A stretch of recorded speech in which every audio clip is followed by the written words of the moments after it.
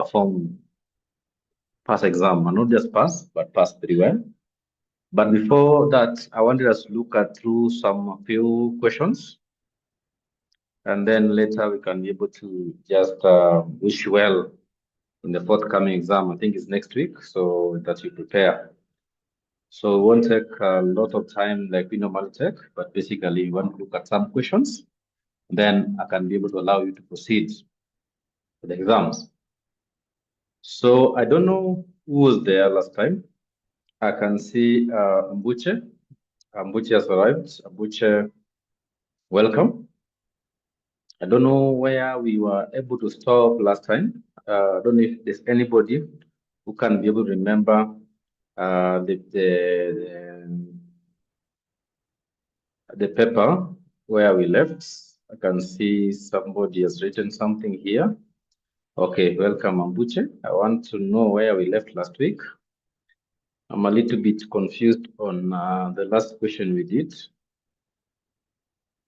But in case you're not able to remember, we can look at this paper on April 2023. So this is a very interesting paper, and this question one had this particular question, and the question asks, highlight 5 benefits of using committees in decision making within an organization. So basically, a committee is a group decision making. Committee means you don't decide on your own, you decide as a group. A committee is basically a group decision-making method whereby you sit down and discuss. So you asked, what are some of the benefits of group decision-making as opposed to maybe what? Individual decision-making, whereby what? You make decisions on your own. Now, the first benefit there is diverse perspective. Like now we are 5 in this class. If I was making decisions alone, then basically I'll only have one perspective, which is my perspective. But if we are 5 and each one of them gives us an idea, then we'll have 5 different perspectives. So being in a group helps you to understand other perspectives that you are not able to know. So that's number one.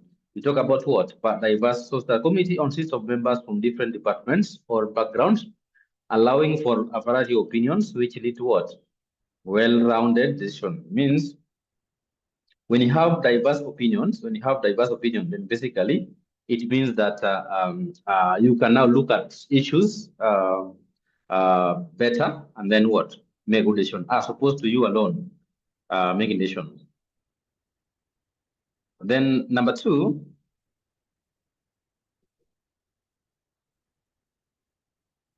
is improved accuracy. Why? Because you make decision what? Collaboratively. You can never go wrong with a group. If your people are very objective, then basically a group decision making becomes the best. So that collaboration increases the chances of identifying potential flaws or risks, leading to a more informed and accurate decisions. So we talk about what? Talk about collaboration. Means because you have experts in different areas, that means that when you're going to make a decision, all of them will have their input, and that their input will lead to you making what? A very accurate decision. The third benefits of group committee decision making is basically increased acceptance of decisions. If I make decision alone and then I go to a group of people and tell them that this is what I've decided, they'll ask me, you decide as who? But when I say that this is what we decided, like for example, this is what we've decided like as a country, but this is what Kenyans have decided, you will rarely refuse that decision. This is what we have decided as a class, as a company. So basically, when group decisions are made in terms of a group, then basically its acceptability rate is higher than what decision made at individual level. Number 4 is what? Pooling of experts. Sometimes we will make what we call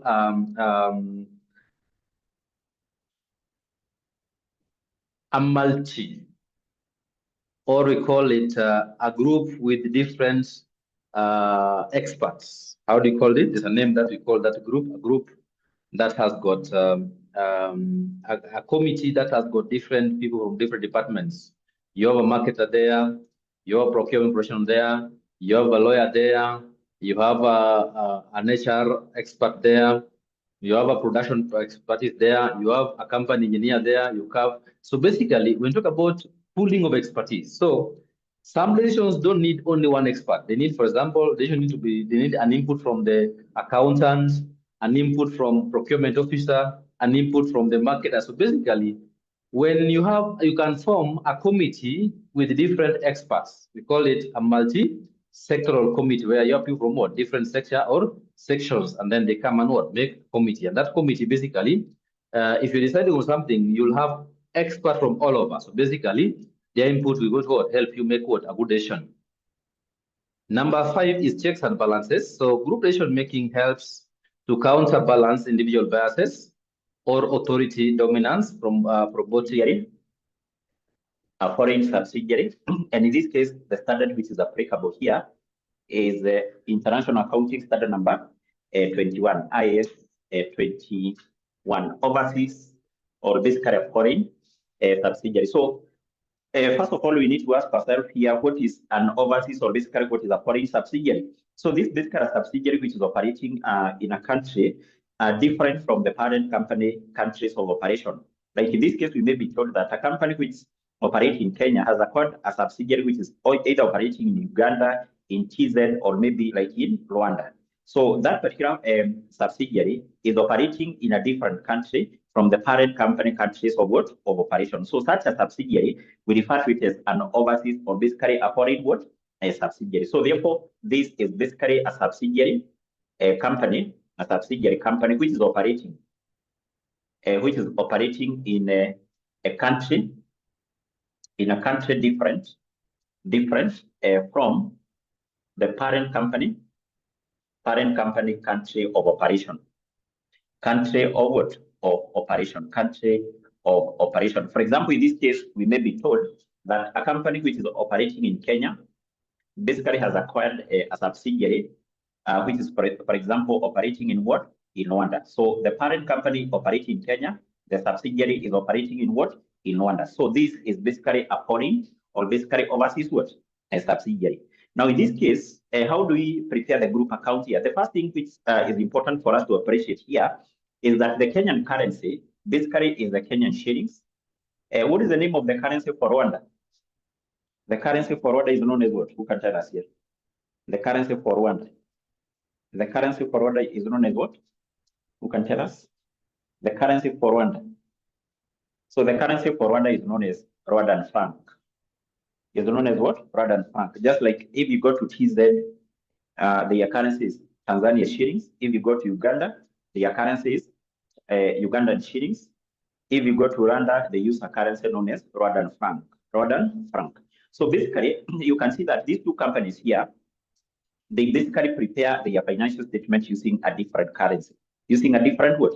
Currency. So this one, the parent company prepares financial statements using the Kenyan shilling, this one using the Rwandan franc. It is obvious that if you are preparing the group account, there is no way you can do a direct consolidation. You can do a direct consolidation. You take the asset and liabilities, revenue and expenses of the two companies, you combine them. You can't do that because you can see those currencies are different. The financial statements of the parent company is prepared in Kenyan shillings, and the financial statements of the subsidiary are prepared in what? In Rwandan franc. So in this case, we are going to look on how do we translate, how do we do the translation. But even before we do that, we look on that, and maybe there are some two terms we need to define here. One is something called a presentation currency, the presentation currency, and also something called the functional currency. The functional currency. So when talk about the presentation currency, this is basically the currency which is used by the parent company in preparing the group account. The currency used by the parent company, currency used by the parent company, to prepare the group accounts, to prepare the group what? Account. In most of the cases, if the parent company is a Kenyan company, this one will be preparing the group account in Kenyan shillings. If the parent company is a Kenyan what? Company, it will be preparing the group account using the Kenyan what? Shillings. But that currency used by the parent company to prepare the group accounts is called the presentation currency. On the other hand, we talk about the functional currency. The functional currency, this is basically the currency, the currency of the primary economic environment, the primary economic environment in which a company operates, in which a company operates, in which a company do what? Operates. So basically that local currency of the country in which the company operates. So if the parent company is operating in Kenya, the functional currency is Kenyan shillings. If the subsidiary is operating in Rwanda, the functional currency or the local currency for that country is Rwandan what? Is Rwandan franc. So therefore, in this case, when preparing now the group accounts, we are saying, before you proceed basically to do the consolidation, before you proceed to add assets, liabilities, revenue, and expenses, those of the parent company in this particular foreign subsidiary, it is important for the financial statements of the foreign subsidiary to be translated into the presentation currency. Into the presentation what? Currency. Remember, you say the presentation currency is that particular currency which will be used by the parent company in preparing the group account. If the parent company is operating in Kenya, it will prepare the group account using what? The Kenyan shilling. So therefore, before we combine similar items of asset, liabilities, revenue, and expenses, those of the parent company, those of the foreign subsidiary, asset, liabilities, revenue, and expenses of this company, that is the foreign subsidiary, must be translated into Kenyan shillings, which is the presentation what? A currency. So how do we do the translation? These are the translation rules. These are the translation rules. These are the translation rules. And this basically what is very, very important you need to remember. Number one, when translating the items of incomes and expenses, items of incomes and expenses, and remember in this case, what we are translating are the incomes and expenses of this foreign subsidiary. So we translate them, they are translated, items of incomes and expenses are translated using something called the average exchange rate. The average exchange what? The average exchange rate. Because in both of these particular questions for foreign subsidiary, you'll be given usually 3 exchange rates. You'll be given the exchange rate at the start of the year, the exchange rate at the end of the year, and also will be given the average. So in this case, we translate incomes and expenses of this foreign subsidiary using what? Using the average exchange rate. The average exchange rate. Number 2, when translating the assets and liabilities, the assets and liabilities of the foreign subsidiary into a presentation currency, these ones are translated using the crossing exchange rate. The crossing exchange rate. This is actually the exchange rate at the end of the year. The exchange rate at the end of what? Of the year. So if you're able basically to know that, then this particular question, or the question for preparation of group accounts whereby we have a foreign subsidiary, they become very, very simple. But it is obvious that in the process of translating the assets, liabilities, revenue, and expenses of this foreign subsidiary into a presentation currency, there is something which is known as the translation, or basically yes, the translation currency difference, or can we just refer to it as the exchange difference? Exchange difference. In other terms, we refer to this as the currency translation difference. Translation difference. Currency translation difference is basically an exchange difference which arises from translating the items of asset, liabilities, revenue, and expenses of this foreign subsidiary into presentation currency, of which in this case we are going to see this currency translation difference or this exchange difference can either be a gain or basically a loss.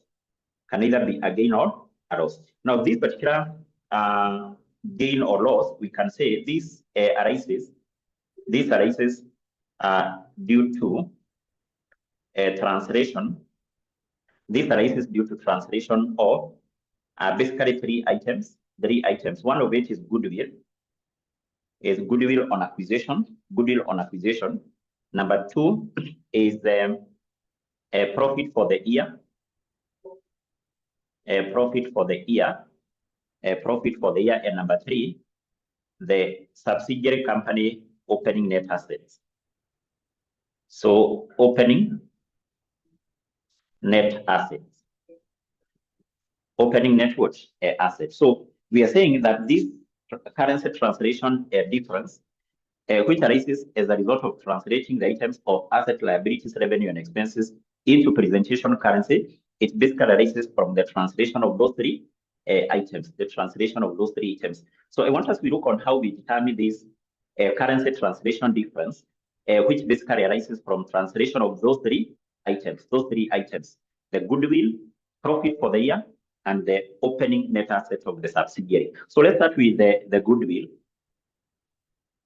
The goodwill. So remember, goodwill, this is the difference between the purchase consideration paid by the parent company and the net asset which were acquired. So basically, what is important, first of all, to note here is that when computing the goodwill, first of all, we compute the goodwill, or basically we say that goodwill is computed using the fractional currency, using the fractional. The fractional, remember, is the local currency. For example, the local currency of Kenya is Kenyan shillings. The local currency of Rwanda is Rwandan franc. So first of all, we compute the goodwill using the goodwill is computed using the fractional or the local currency of the foreign subsidiary of the foreign subsidiary. So if the foreign subsidiary is operating in Rwanda, what you do when computing the goodwill, first of all, compute the goodwill in Rwandan franc. You compute the goodwill in Rwandan franc, not in Kenyan shillings. Compute that using Rwandan franc, and then translate it,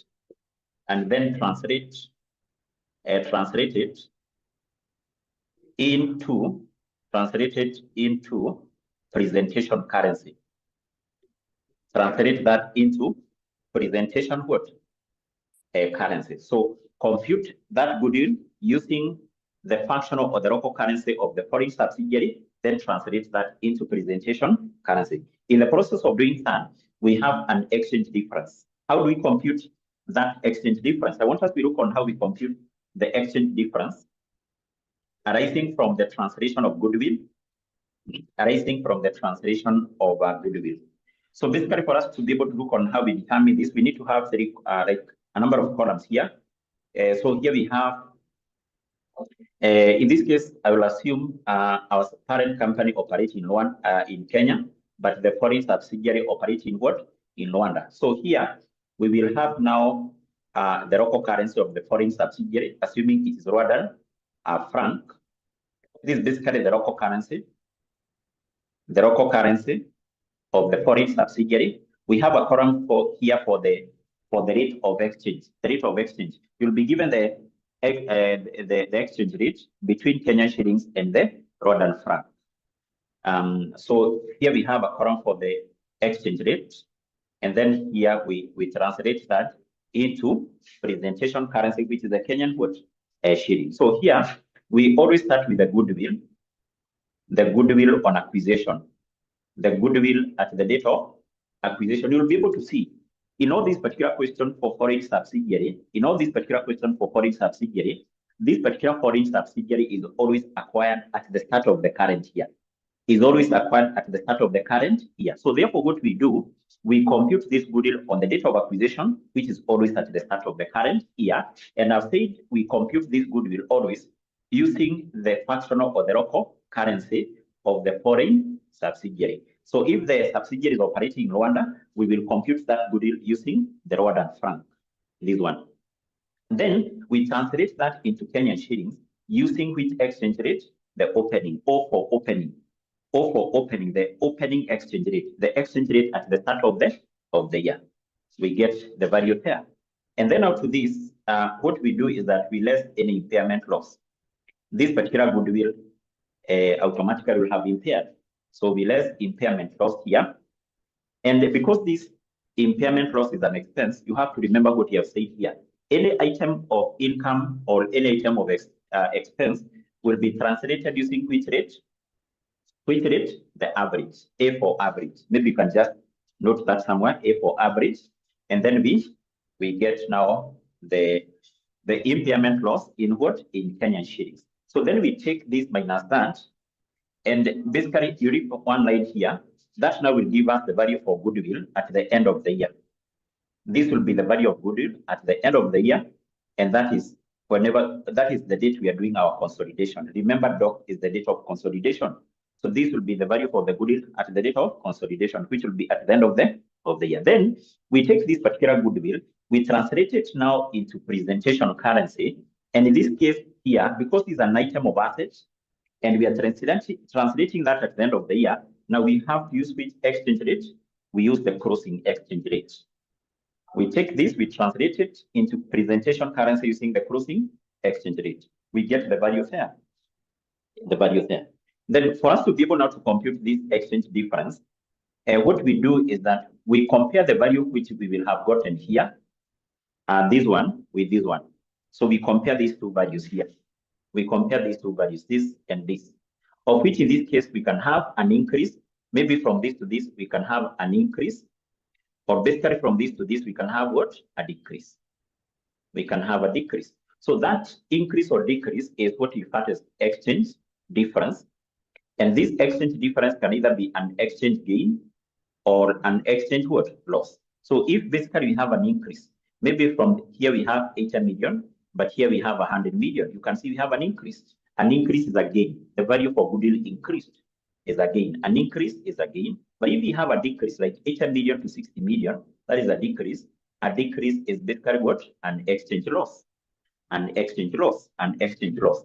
Now, this particular exchange gain or loss, this exchange gain or loss, this one will be recognized in the consolidated income statement.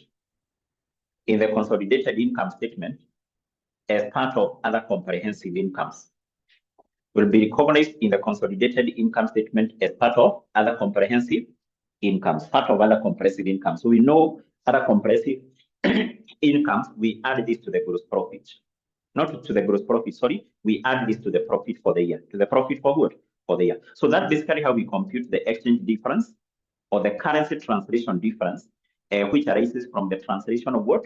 Of goodwill, translation of a goodwill. So then from there, once we look on how we compute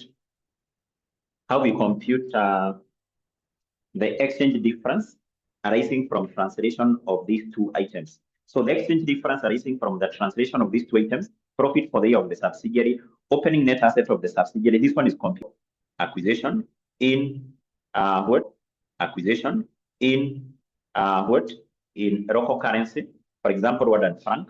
Translate that into Kenyan shillings using the opening exchange rate. You get the value here. And then to this, you add the profit for the year. The profit for the year. And remember, this is the profit for the year for the subsidiary.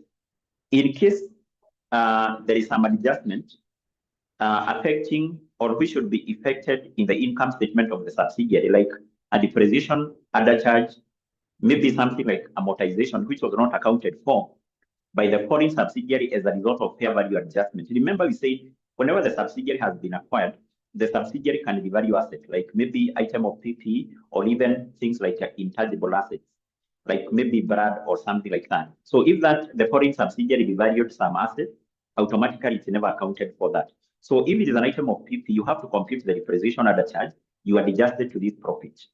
If maybe it revalued an intangible asset like brand, compute the amortization adjusted to this. So you have the adjusted profit for the year. And because these are profit, you translate it into this into presentation currency using which exchange rate? Using the average exchange rate. Using the average exchange rate. The average exchange what? The average exchange rate. And then basically what we do down here, you leave two lines there. What we will have here is the closing net assets. The closing net asset of the subsidiary. We translate that now into presentation currency using the closing exchange rate. using the crossing exchange rate. We get now the translated value there. And then we take this plus this, and basically we compare these two. We compare this with that, just like what we have done down here.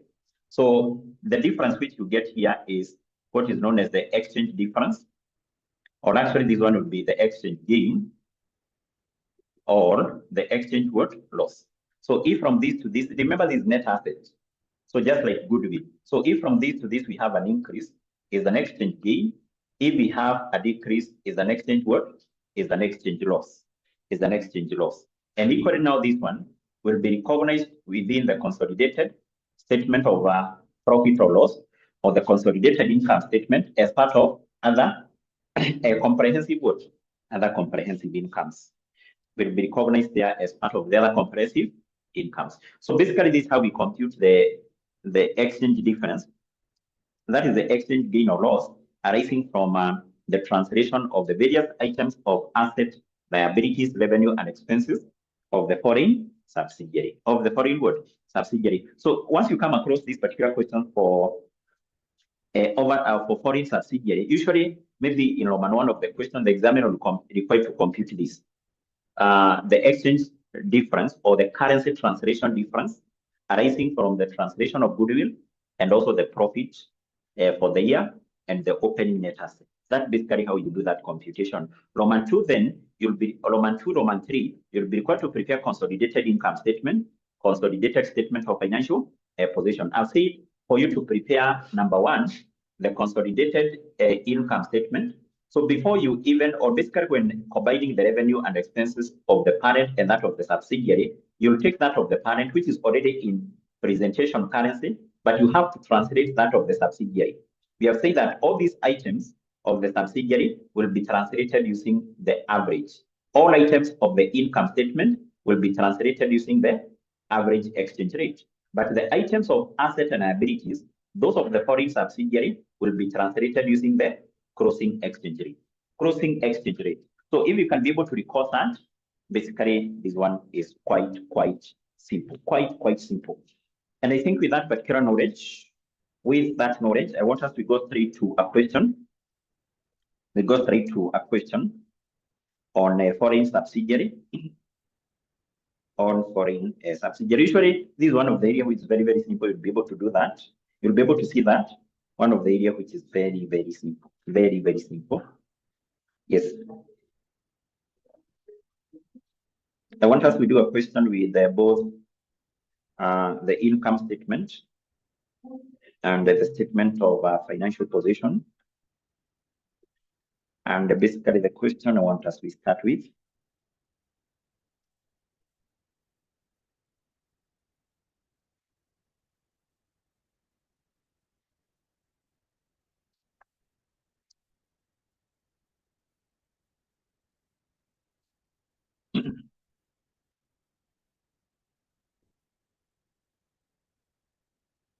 Yes, so let's start with this one. April 2022.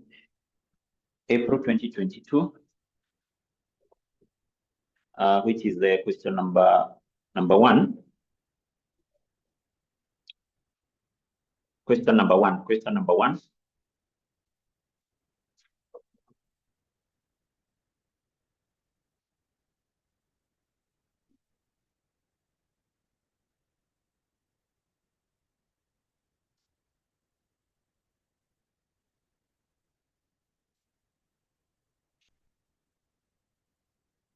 April 2022.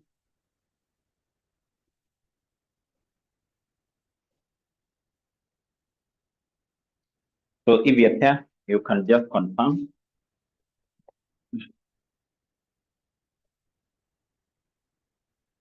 Yes, are you there? Are you there?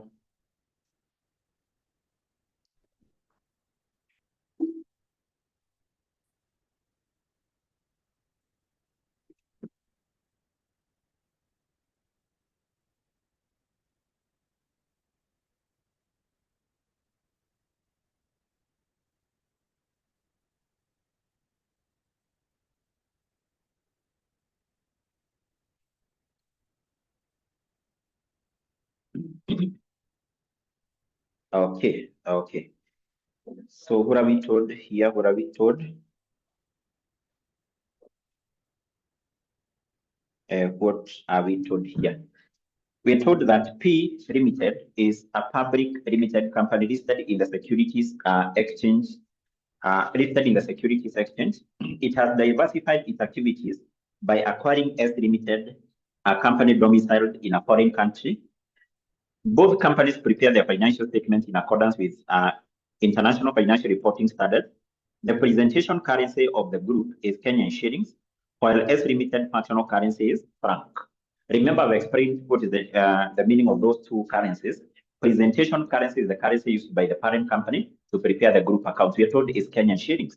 But now, this foreign subsidiary, which is S Limited, it operates, we are told, is domiciled in a foreign country. Its functional currency, the local currency of that foreign country is franc, which is denoted by FR.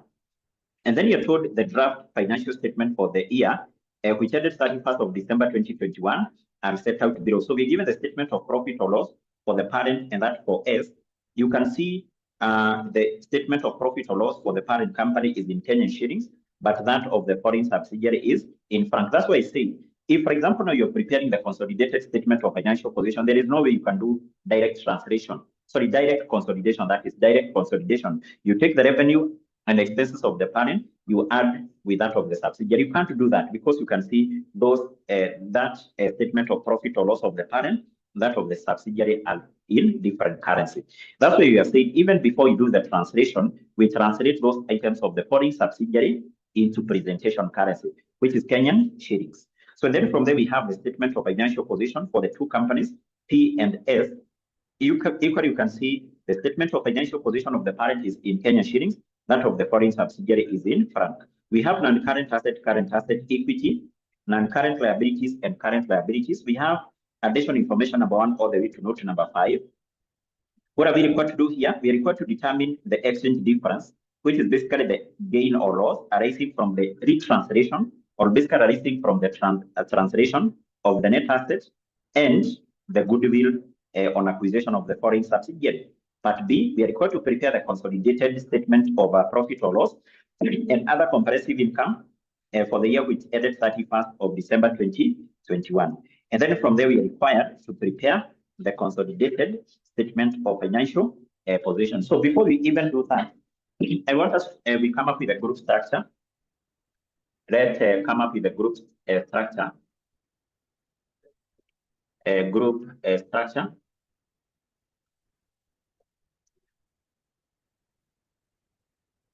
And the group structure. So where do we have information about the group structure? We have that information in note number 1. Let's go to note number 1.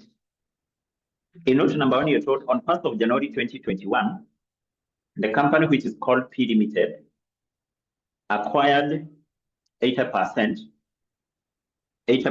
of S Limited, 1 million, 1 franc ordinary shares for a cash consideration of 3550 million franc. So this company acquired S Limited, and basically this S Limited, remember, we are told is domiciled in a foreign country. Is domiciled in a foreign country. Is domiciled in a foreign country. In other terms, is a foreign subsidiary. In other terms, is a foreign. Yes. So in this case, we have the parent company and basically the foreign subsidiary. As per that note, we are told the acquisition took place on 1st of January 2021. So that is the date of acquisition. Remember, I said in all these particular questions for foreign subsidiary, usually the subsidiary is acquired exactly at the start. So it was acquired on 1st January 2021. That is the date of acquisition. When are we required to prepare the group account? The date of consolidation, though. So in the requirement, specifically in Roman Part B and Part C, we're required to prepare the group account for the year which ended 31st of December 2021. You can see our subsidiary was acquired exactly at the start of the year. Sasa, yes, we say it's always important for you to note the date of acquisition. So we have that information there. That is the group structure. P is the parent, S is a foreign subsidiary. Now, in that case, we are given the purchase consideration which was paid, which was 3550, and actually this is in franc. Then no working which is required there, but we are going to use that information in computation of goodwill. In part B, also not part B, rather note 2, we are told at the acquisition date, the carrying value of S Limited net asset was 2,600 million franc, but the fair value was 3,200 million. In other terms, this company revalued the assets. On the date of acquisition, revalued its net asset. We are told the net asset had a fair value of 3,200 million franc, and the carrying amount of this net asset was 2,600 million. So it basically means that in this case, we have an increase in the value of the asset by 600, which automatically is a revaluation what? Gain, is a revaluation gain. So, and then you're told the excess in the fair value of the carrying amount was due to unrecognized branch with a remaining useful life of 5 years at the date of acquisition. So we are told this revaluation gain is due to a brand. In this case, a brand is basically a form of a trademark. In other terms, a brand, this one, this is a form of an intangible asset.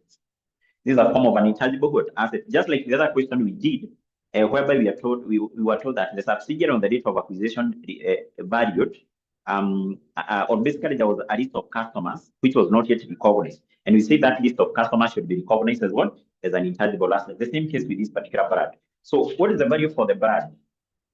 So the unrecognized brand. Unrecognized brand. And basically we are saying that this unrecognized brand, this is a form of an intangible asset. A form of an intangible asset. So the value for this brand will be the difference here. It will be equal to 200 million franc minus 26. This will be 600, or this will be 600 million franc. Remember, this particular asset here was revalued on the date of acquisition. So how are we going to account for this amount here? This amount of 600. So this amount of 600, number one, this one will be recognized as an intangible asset, within the consolidated statement of financial position. Is an intangible asset. Number two, this one is a pre-acquisition revaluation reserve. Is a pre-acquisition revaluation what? Reserve. So that's the first thing you need to know. And then in the same point, we are told that this particular brand had a remaining economic useful life for 5 years at the date of acquisition. Remember, I think in most of the questions which you have done, we were told the item which was revalued was an item of PP. What we were doing, we were computing the depreciation at the charge. In this case, do we depreciate intangible assets? No, we amortize. So what we need to do here is basically we compute the amortization, because what we say is that once the subsidiary company has revalued the asset, the subsidiary company do not account for that revaluation. So what we need to do is to compute the amortization for this brand. The amortization, we compute this using the same formula we were using to compute the depreciation at the charge. We take the revaluation gain for the value at which the asset was revalued at. We divide that with the remaining useful life or economic life.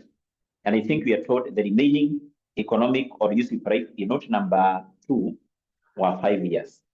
5 years, we divide that with 5, and then we should multiply that with the proportion of time. The proportion of time is the time we have between these two dates. In this case, we have 1 year. So we are interested with amortization for just 1 year.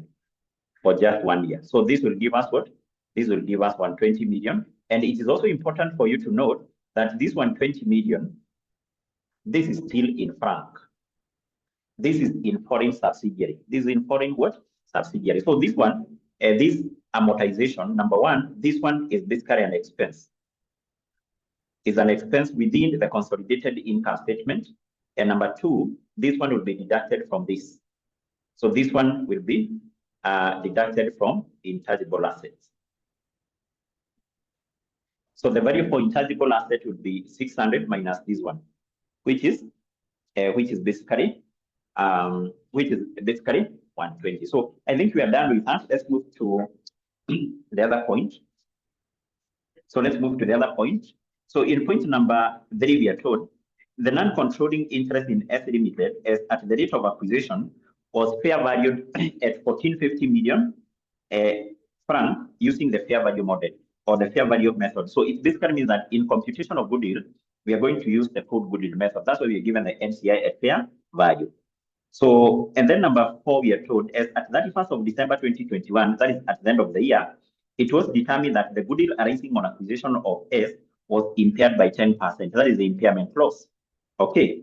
So number 5, we are given the exchange rate. We are told the foreign exchange rate are relevant.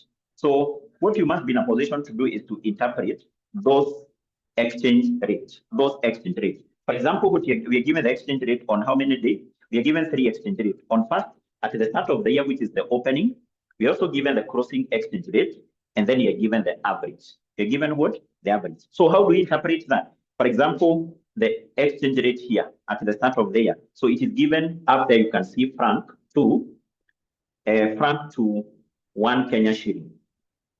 Franc to 1 Kenya shillings, and the opening is 5. So this means that the opening exchange rate is 5 franc. 5 franc, this one is equal to 1 Kenya shillings. Sasa, is that basically the interpretation of that? That 5 franc is equal to 1 what? Kenya shillings. Sasa, yes. So that's basically what we have. And I think now having that information, we can just go straight to answering our question. Let's just go direct to answering our question. But I think before we do that, we start, basically we're going to start with the Roman 1.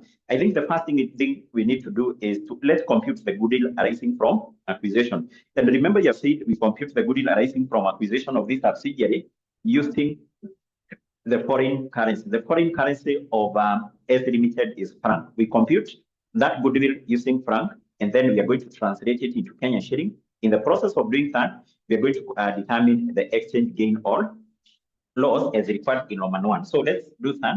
And basically that will be part of the workings. And then we will be able to use that goodwill, to compute the exchange difference. So remember, in this case, the method we are going to use is the full goodwill method. The full goodwill method. So at the full goodwill method, here we just need to have, let's just have one column. We are computing this in franc. In franc, the foreign currency. The franc and the figures are given in million of shillings. So goodwill using the full goodwill method, or we compute the goodwill using the full goodwill method by, number 1, taking the purchase consideration which was paid by the parent company. To this, we add the NCI at fair value.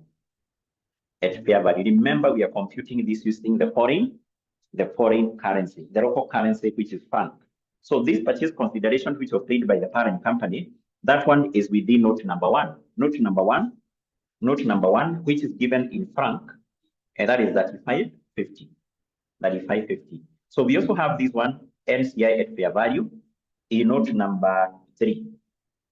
Note number 3. So the NCI in S Limited at the date of acquisition was valued at 14.50 million franc. So we add these two values. What do we get? What are we going to get here?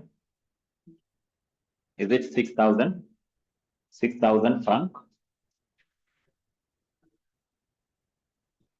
What are we going to get there? Purchase consideration paid by the parent, note 1, 35.50, plus the NCI at fair value in note number 3, 14.50. That will give us 5,000. That will give us 5,000. 5,000. So then to this, we proceed and we less the fair value of net assets acquired.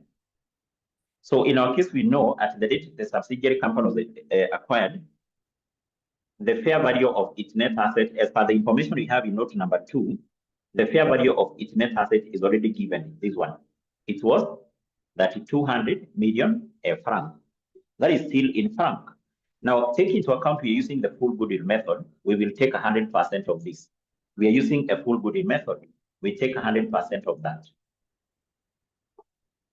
So the goodwill arising from acquisition, the goodwill arising from acquisition is how much? Goodwill arising from acquisition is how much? Yes, the goodwill arising from acquisition is 1,800 million. 1,800 million. It's also important for you to note that this is still in foreign currency. This one is in franc. Now, having that, I think we can just go straight to part A of that question. Part A, and basically we are required to compute the exchange difference, the exchange what?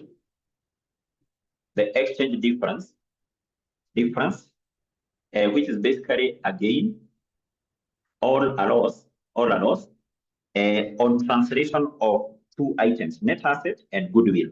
So we're going to start by computing the exchange difference on translation of goodwill. On translation of goodwill. Translation of goodwill. Translation of goodwill. Translation of goodwill. So this one is very, very simple. Very, very simple. Provided you can be able to remember the format which I've given you for computing this. If you can be able to remember that format, this one is quite simple. So in this case, we need to have various columns here. The first column here will be for the foreign, the local currency of the foreign subsidiary, which is franc. We have the exchange rate, and then we are translating that to Kenyan shillings. And our figures are in million of shillings. Are in million of shillings like that. So what we start with here, we start with the goodwill on the date of acquisition. The goodwill on the date of acquisition. So the goodwill on the date of acquisition is this one. That is 1800. 1800. So we translate this into Kenyan shillings using which exchange rate? Which exchange rate do we use here? Remember, this is the goodwill on the date of acquisition, 1st January 2021. Is that the case? So we translate this using the opening exchange rate. The opening exchange rate as per note number 5 is 5. And basically that is 5 franc, which is equal to 1 Kenyan shillings. So how do we translate this into Kenyan shillings? Remember this is franc. This is 1800 million franc. We want to translate that into Kenyan shillings like that. So basically we need to cross multiply, then we divide. So we take 18 times 1 into divided by 5. In other terms, what is important for you to note here, when translating, in translating franc into Kenyan shillings, you'll take the figure which is in franc, you divide that with the exchange rate. Like in this case, 1800 is in franc. To translate that into Kenyan shillings, you divide that with the exchange rate. If you know that now, it becomes much simpler. Yes, because you'll be taking all the figures in franc to divide to translate them into Kenyan shillings. You divide that with the respective exchange rate. So we will divide that with 500. So we take this divided by 5, not 500, sorry, by 5. That will give us what?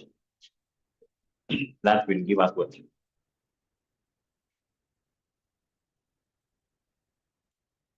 We try to hurry up. We try to hurry up. So that one will give us 360. That one will give us 360. And then out to this, we have said we need to less the impairment loss. The impairment loss. So the impairment loss, we are given that information in note number 4. Note 4, we are told as at 31st of December 2021, it was determined that the goodwill on acquisition of S was 10% impaired.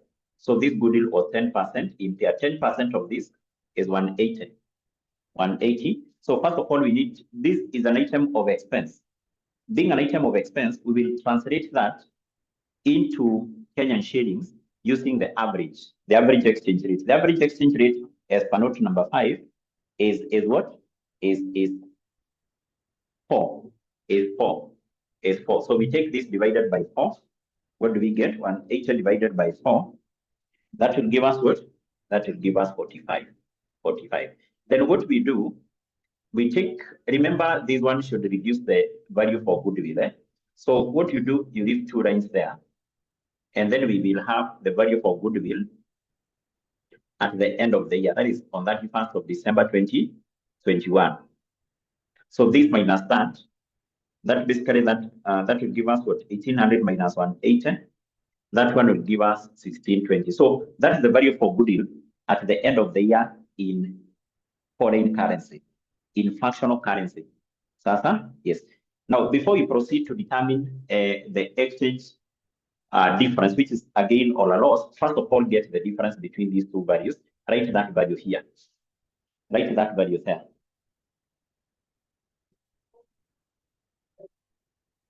Oh, sorry. So this one should be 6. The average is 6, not 4. The average is 6. Yes, thank you for that. The average is 6, not 4. The average is 6. So this one would be 30. That one would be 30. Is that the case? Yes, 180 divided by 6 is 30. Is 30. The average is 6. Yes. So we get the difference between this, which will give us 330. 330 equally, ensure you have a line here. Then what we do, we translate this goodwill at the end of the year into Kenyan shillings using the closing exchange rate. The closing exchange rate is what? Is 4. So we take this divided by 4, and that now will give us the value for goodwill at the end of the year in Kenyan shillings divided by 4. That will give us what? 405.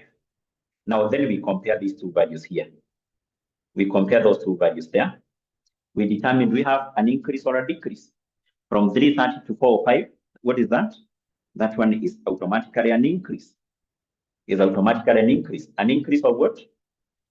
An increase of 75. So being an increase, we refer to that as the exchange gain.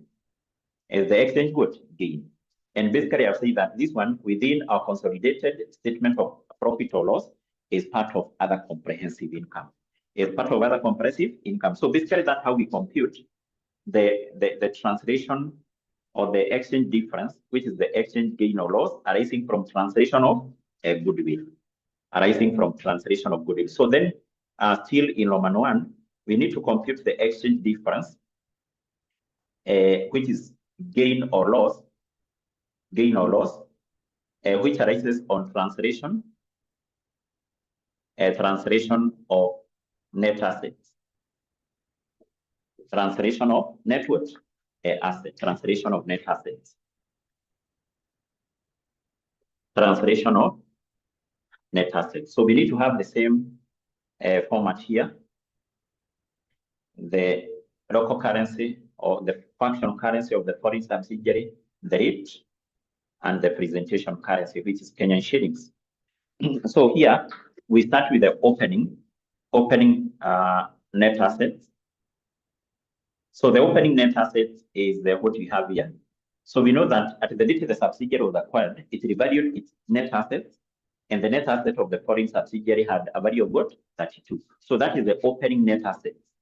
The opening net asset of the foreign subsidiary. So we need to translate that into Kenyan shillings using the opening exchange rate.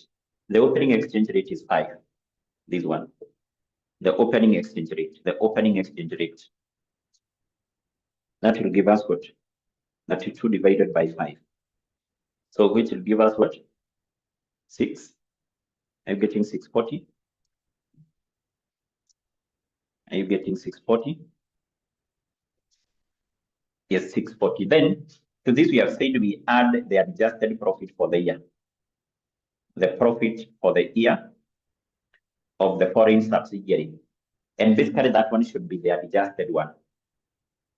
The adjusted one. So let's go to the income statement of S Limited, which is a foreign subsidiary. From the income statement of S, how much was its profit for the year? Its profit for the year is 1,500. Is 1,500. 1,500. I hope you can be able to see that. From the income statement of S, its profit for the year. Is that 1,500? 1,500? Yes. Now, I've said you need to check whether this foreign subsidiary that is S, whether it had something like depreciation, other charge, depreciation overcharge, maybe something like amortization, which was not yet accounted for. So in our case, what we have is this amortization. Remember, S Limited didn't account for this revaluation of asset. It never accounted for this amount. It equally never accounted for this what? Amortization. So if this amortization was accounted for, automatically that one was supposed to be deducted in arriving at this what? Profit. So we deduct that amortization from that profit for the year. That will give us what? That will give us 1,380. Is that the case? 1,380. 1,380. Are you getting 1,380? 1380.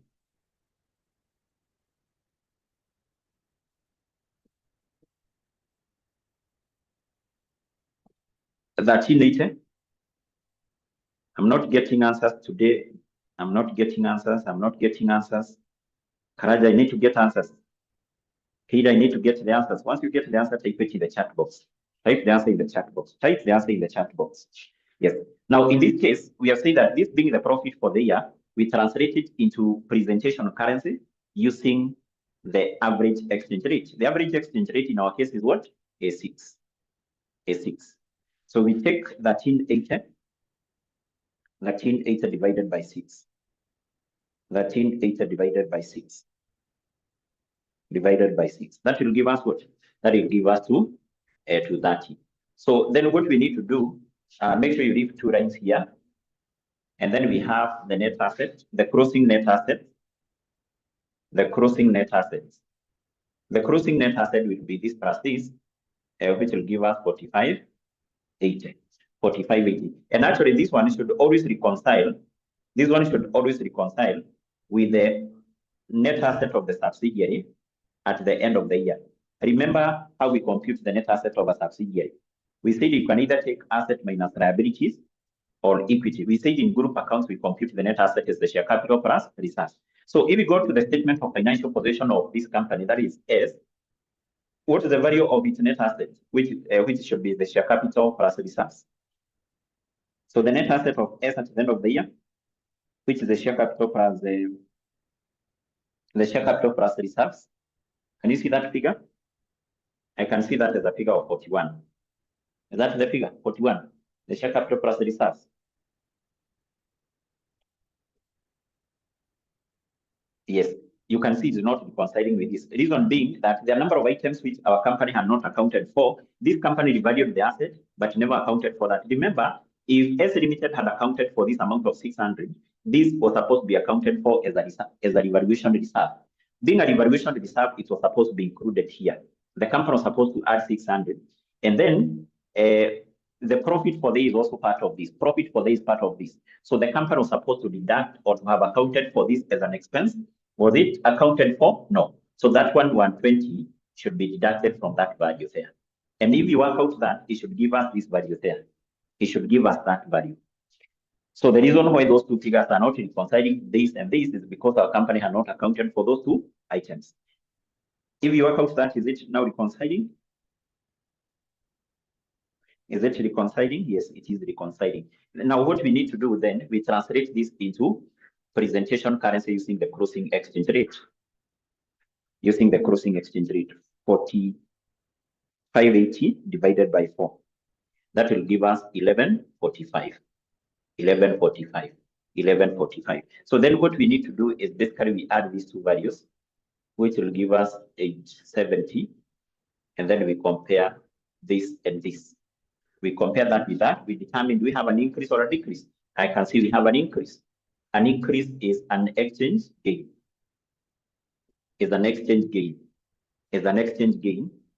Of which this one will be part of other comprehensive incomes. So which I'm told is 275. Yes, in our case, we are done. We are basically done. That is what was required as far as that question says. That is part A of that question is concerned. By doing that, you get 6 marks. I want us then we move to part B of the question, which is very, very simple. Very, very simple. You'll be able to see that. Part B, what are we required to do? We are required to prepare the consolidated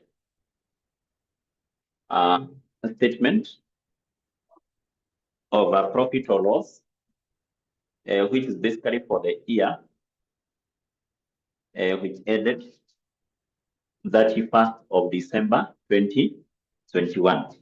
31st of December 2021. Now, how do we prepare this one? We prepare that by consolidating, by basically combining similar items of revenue and expenses, that of the parent, that of the subsidiary. But we have said before we do that, we have to translate items of revenue and expenses of this foreign subsidiary into Kenya shillings. We have said to translate this, we always use the average exchange rate. The average exchange what? Rate. Sasa, So let's just do that translation here as we prepare this. So this would be in Kenyan shillings, and our figures are in million of shillings. So we go back to the statement of profit or loss for individual companies, which is given, I think, below paragraph 2 of our question. We take the revenue of the parent, which is 2145, plus the revenue of the subsidiary, which is S, that is 10,500. But because this one is in franc, we need to translate that into Kenyan shillings by dividing that with the average exchange rate. Dividing that with the average what? Exchange rate. So the average exchange rate, as per the information we have in note number 6, is note number 5. The average exchange rate is 6. So do we have any adjustment here? No, because the only adjustment affecting revenue is intergroup trading. Do we have any amount of intergroup trading? No. So we just need to get the final values here. 10,500 divided by 6 plus 2145. I'm getting 38.95. 38.95. So then from there we check the cost of our sales. Cost of our sales, we do the same. We take that of the parent, 915, plus that of the foreign subsidiary, which is 63. We divide that with the average exchange rate, which is 6. Do we have any adjustment here? No, because we know that the only adjustment which is effected here is adjustment for ungauged profit, depreciation under charge, which we don't have. We don't have any of those adjustments. So just an issue of translating 63 divided by 6, 1050 plus 915. So which will give us 1965. So we less that from the revenue, we get the gross profit. We get the gross profit. The gross profit. The gross profit would be how much? The gross profit. The gross profit, I'm getting, yes, I'm getting 13 what? 90. So then from there we have the distribution cost. The distribution cost, in all questions for group account, we said these items do not have any adjustments. Just maybe translating the distribution cost of the subsidiary into what? Into the presentation currency, which is basically 750. I will equally divide that with 6. I will equally divide that with 6. And I hope you can see what we are translating is only this of the foreign subsidiary, not the total. Not the total. 750 divided by 6 plus 150. So that will give us 275. Then from there we have administrative expenses. Now for the administrative expenses, we have that of the parent, which is 345 plus 1350. This one we divided with 6. Now in this case, there are 2 other items we need to capture here. One, we have what? This company here, we have this amortization. This amortization, remember this amortization was not accounted for. We said amortization, that one should be included as part of administrative. And because it is still in franc, we added to this. We are going to translate all this using the average. All of them are items of expenses. The other item we also need to capture here is this impairment loss. The impairment loss, this one. So let's add it here still in franc. That is 180. Understand? Yes, you can see this is in franc, this is in franc, this is in franc. We get the total administrative expense of the subsidiary, and then we divide that with the average. We divide that with the average. Understand? Yes. So we take 1350 plus 120 plus 180. We divide that with 6. 275 plus 345. And in that case, I'm getting 620. I'm getting 620. 620. I hope that is what you're getting. Is that what you're getting?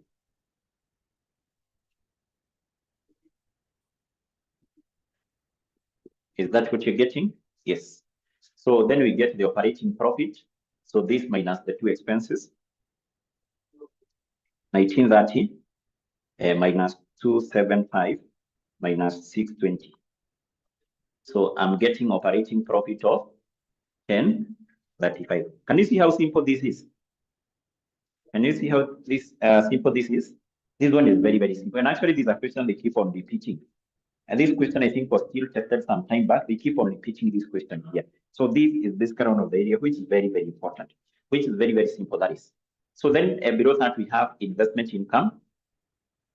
Investment income, we take that of the parent, which is basically 15, and the subsidiary 0. So nothing need to be translated there. And then we have the finance cost. Finance cost, we take that of the parent plus that of the subsidiary 150, we divide that with 6. No adjustment here.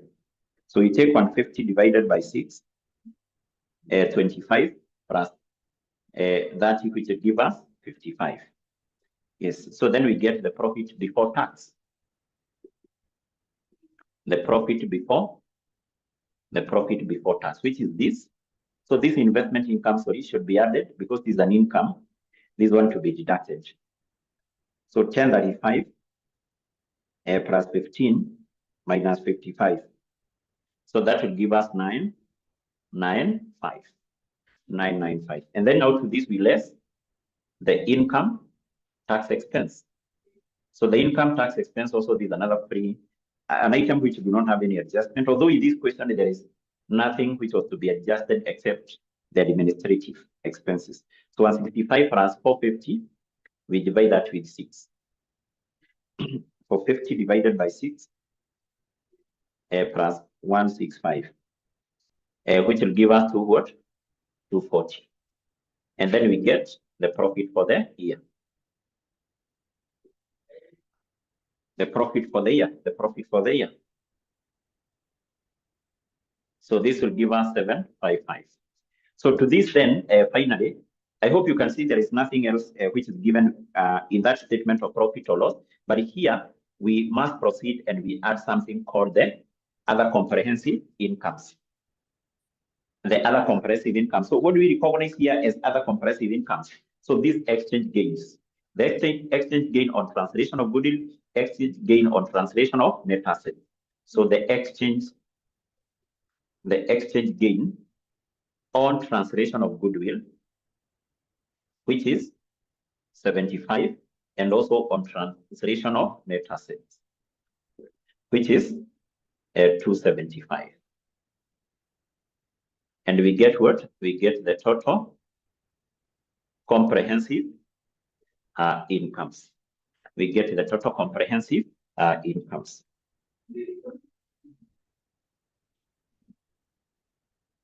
So I'm getting 11 what? I'm getting that 1105. Are you getting that value? Yes. So basically that is it. That was required in part B of that question. And basically these are the items which are marked in that question. So by doing that, the marks allocated there were 6. So let's move to the other part of the question. And that is the statement of that is part C, the consolidated statement of financial position as at 31st of December 2021. 31st of December 2021.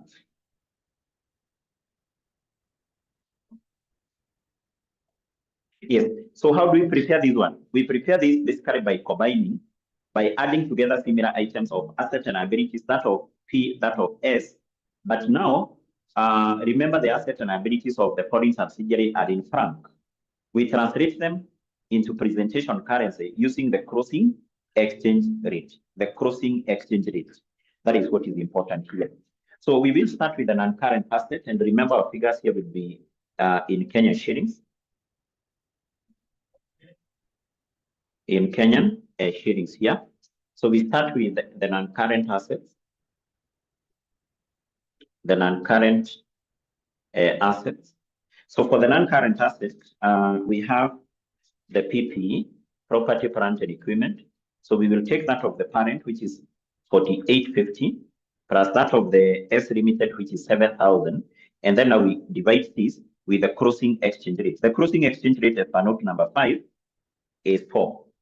So no adjustment here because there was no item of PP which was revalued. So we just get the final value.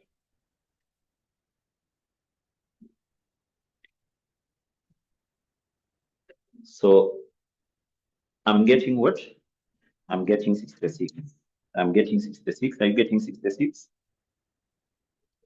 Are you getting 66?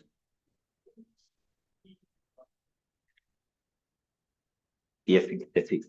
So down there, what we have is the investment in S. The investment in S is automatically the purchase consideration, which was paid by the parent company in acquiring shares of S. I hope you can be able to remember that amount. It was here, this one. It was 35.50, but now this amount, this one is in franc. Automatically, this one was translated into Kenyan shillings at the date the purchase consideration was paid. The purchase consideration, this one was paid at the start. So this one was translated into Kenyan shillings using the opening exchange rate, which is 5. So if you divide that with 5, that will give you what? 710. So, but do we include that amount here? No, we don't include the purchase consideration paid in acquiring a subsidiary here. What we include instead, we include the goodwill. The goodwill on acquisition of S. And the goodwill on acquisition of S at the end of the year is basically what we have here. This goodwill, which has already been translated in Kenyan shillings. This one, 405. That one, Sasa? Yes. So the other item which you must also remember to include here, because we don't have any other non-current asset, remember the subsidiary revalued this brand. We can just include it here as unrecognized brand. So the brand was valued at an amount of 600, but it was supposed to be amortized with an amount of how much? 120. So we left 120. But now, remember these figures are in franc. That now will give us the unrecognized brand at the end of the year. So which will be 480. We need to translate that using the closing exchange rate. I hope you can see what I've done. 600 minus impairment loss. That will give us 480, which will be the value for unrecognized brand at the end of the year. But still in franc, we need to translate that using the closing exchange rate, which now will be 120, because it is 480 divided by 4, 120. So we move, and then we record the non-current asset. Sorry, the current asset, that is. I think we can do away with this one.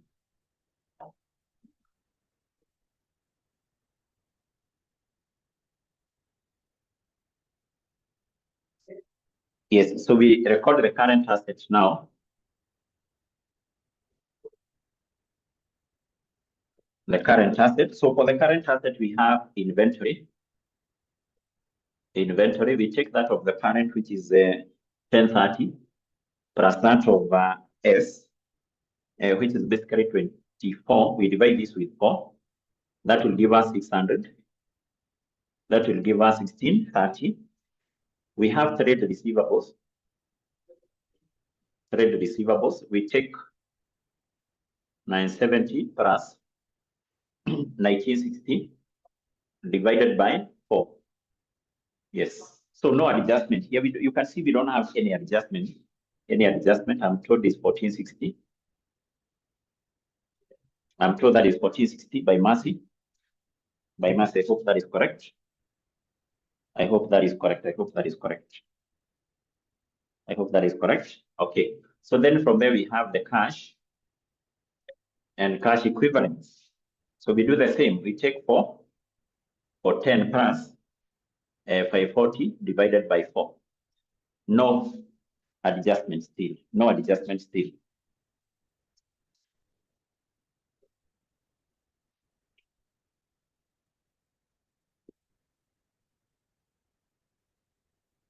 Yes, what are you getting?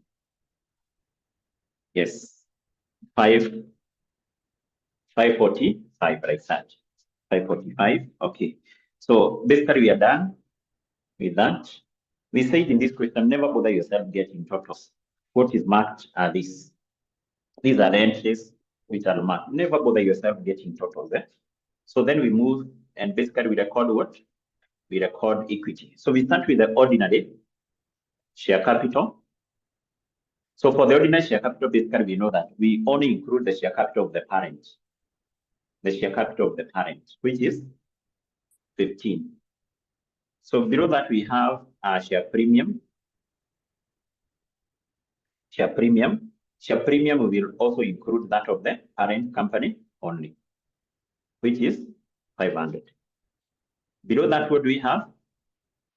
We have the retained earnings.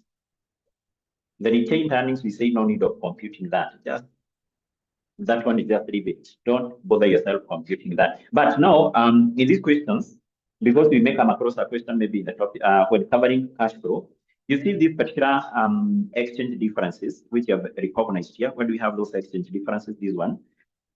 So we compute the exchange difference, which is basically attributable to the parent company, and we recognize it here as a component of equity. Basically, we refer to that as currency translation reserve. Currency translation reserve. The currency translation reserve for the parent company. So to compute the currency translation difference for the parent, we basically get this total. This will give us a total of what? This will give us a total of 75 plus 275. That will give us what? Is it 350? Yes, and then we compute that of the parent company. That of the parent company will be equal to 80%. That one will be equal to 80% for the parent. That's that? Yes. For the parent, that which we include here. That's why you can see even share capital, share premium, we are including that of the parent.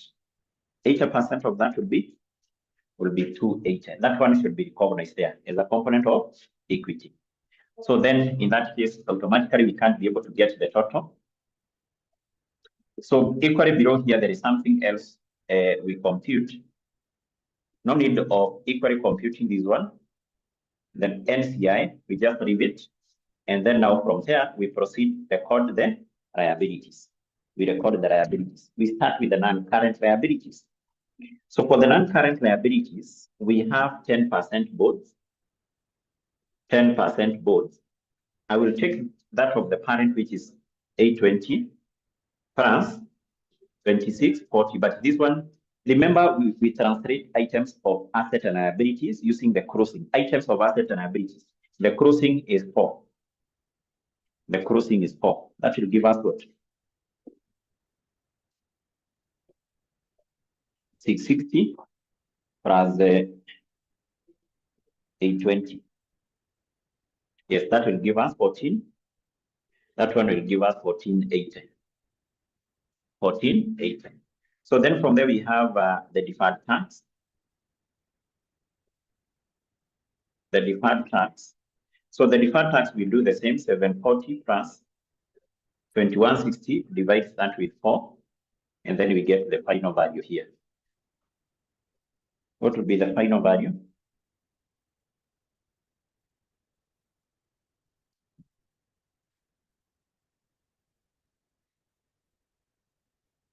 The final value.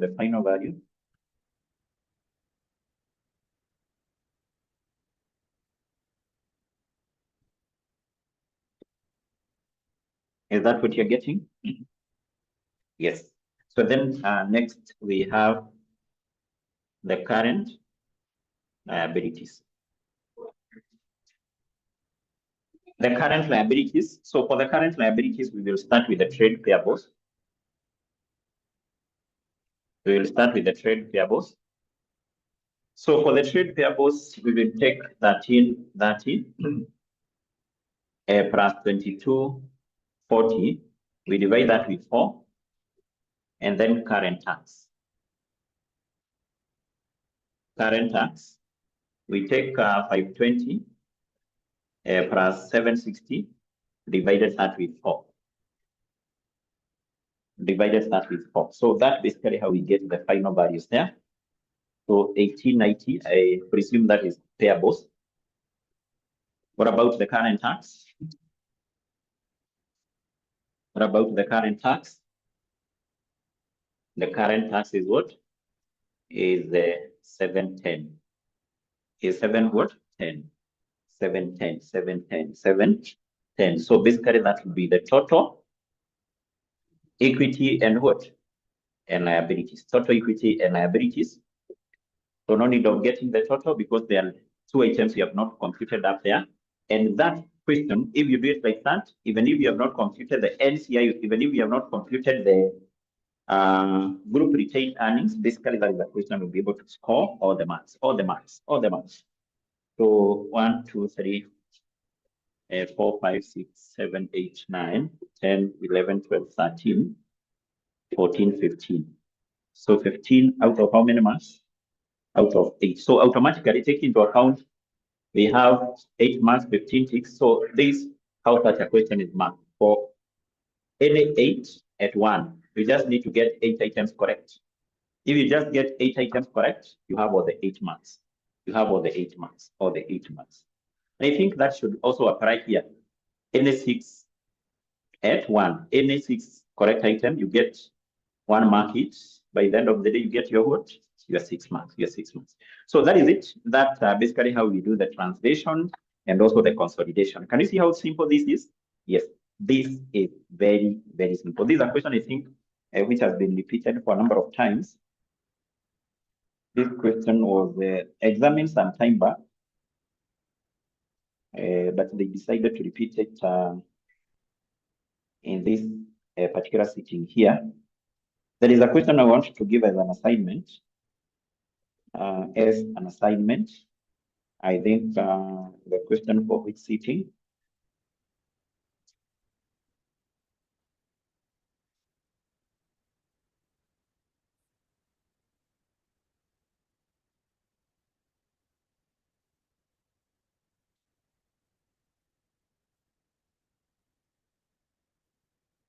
Yes, this one for December 2023. You attempt this question December 2023, which is basically question number 1. You'll be able to see it's just the same. Although this question, there was an adjustment affecting I think payables, but just attempt it.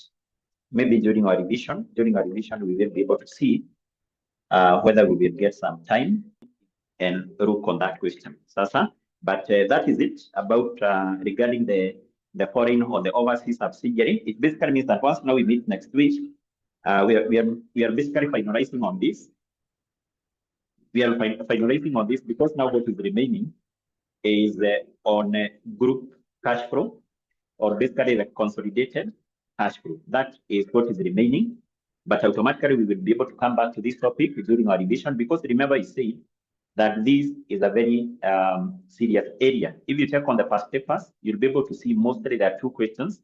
Yes, and therefore in today's class, I want us to start on this topic number 1, and the topic is nature and the classification of companies. So as far as this topic is concerned, we said that we are going to discuss a number of issues as far as the company is concerned. 1, we will start by defining what is a company, and then from there we look on basically the various characteristics or features of the company. And then from there, we look on basically the classification of companies. How do we classify companies? Because generally, we do have different types of companies. We are going to look at those different types of companies. But in this case, I want us to start by defining what is a company. And basically, in this case, when we talk about a company here, this one can be defined to be an association, of persons, which is basically formed for some lawful common purpose, and also registered in accordance with the Companies Act of 2015. So therefore, this is what is association of what? Of persons. Association of what? Of persons, which is basically formed for lawful common purpose, and also registered in accordance with the Companies Act of 2015. So that is the definition of a company.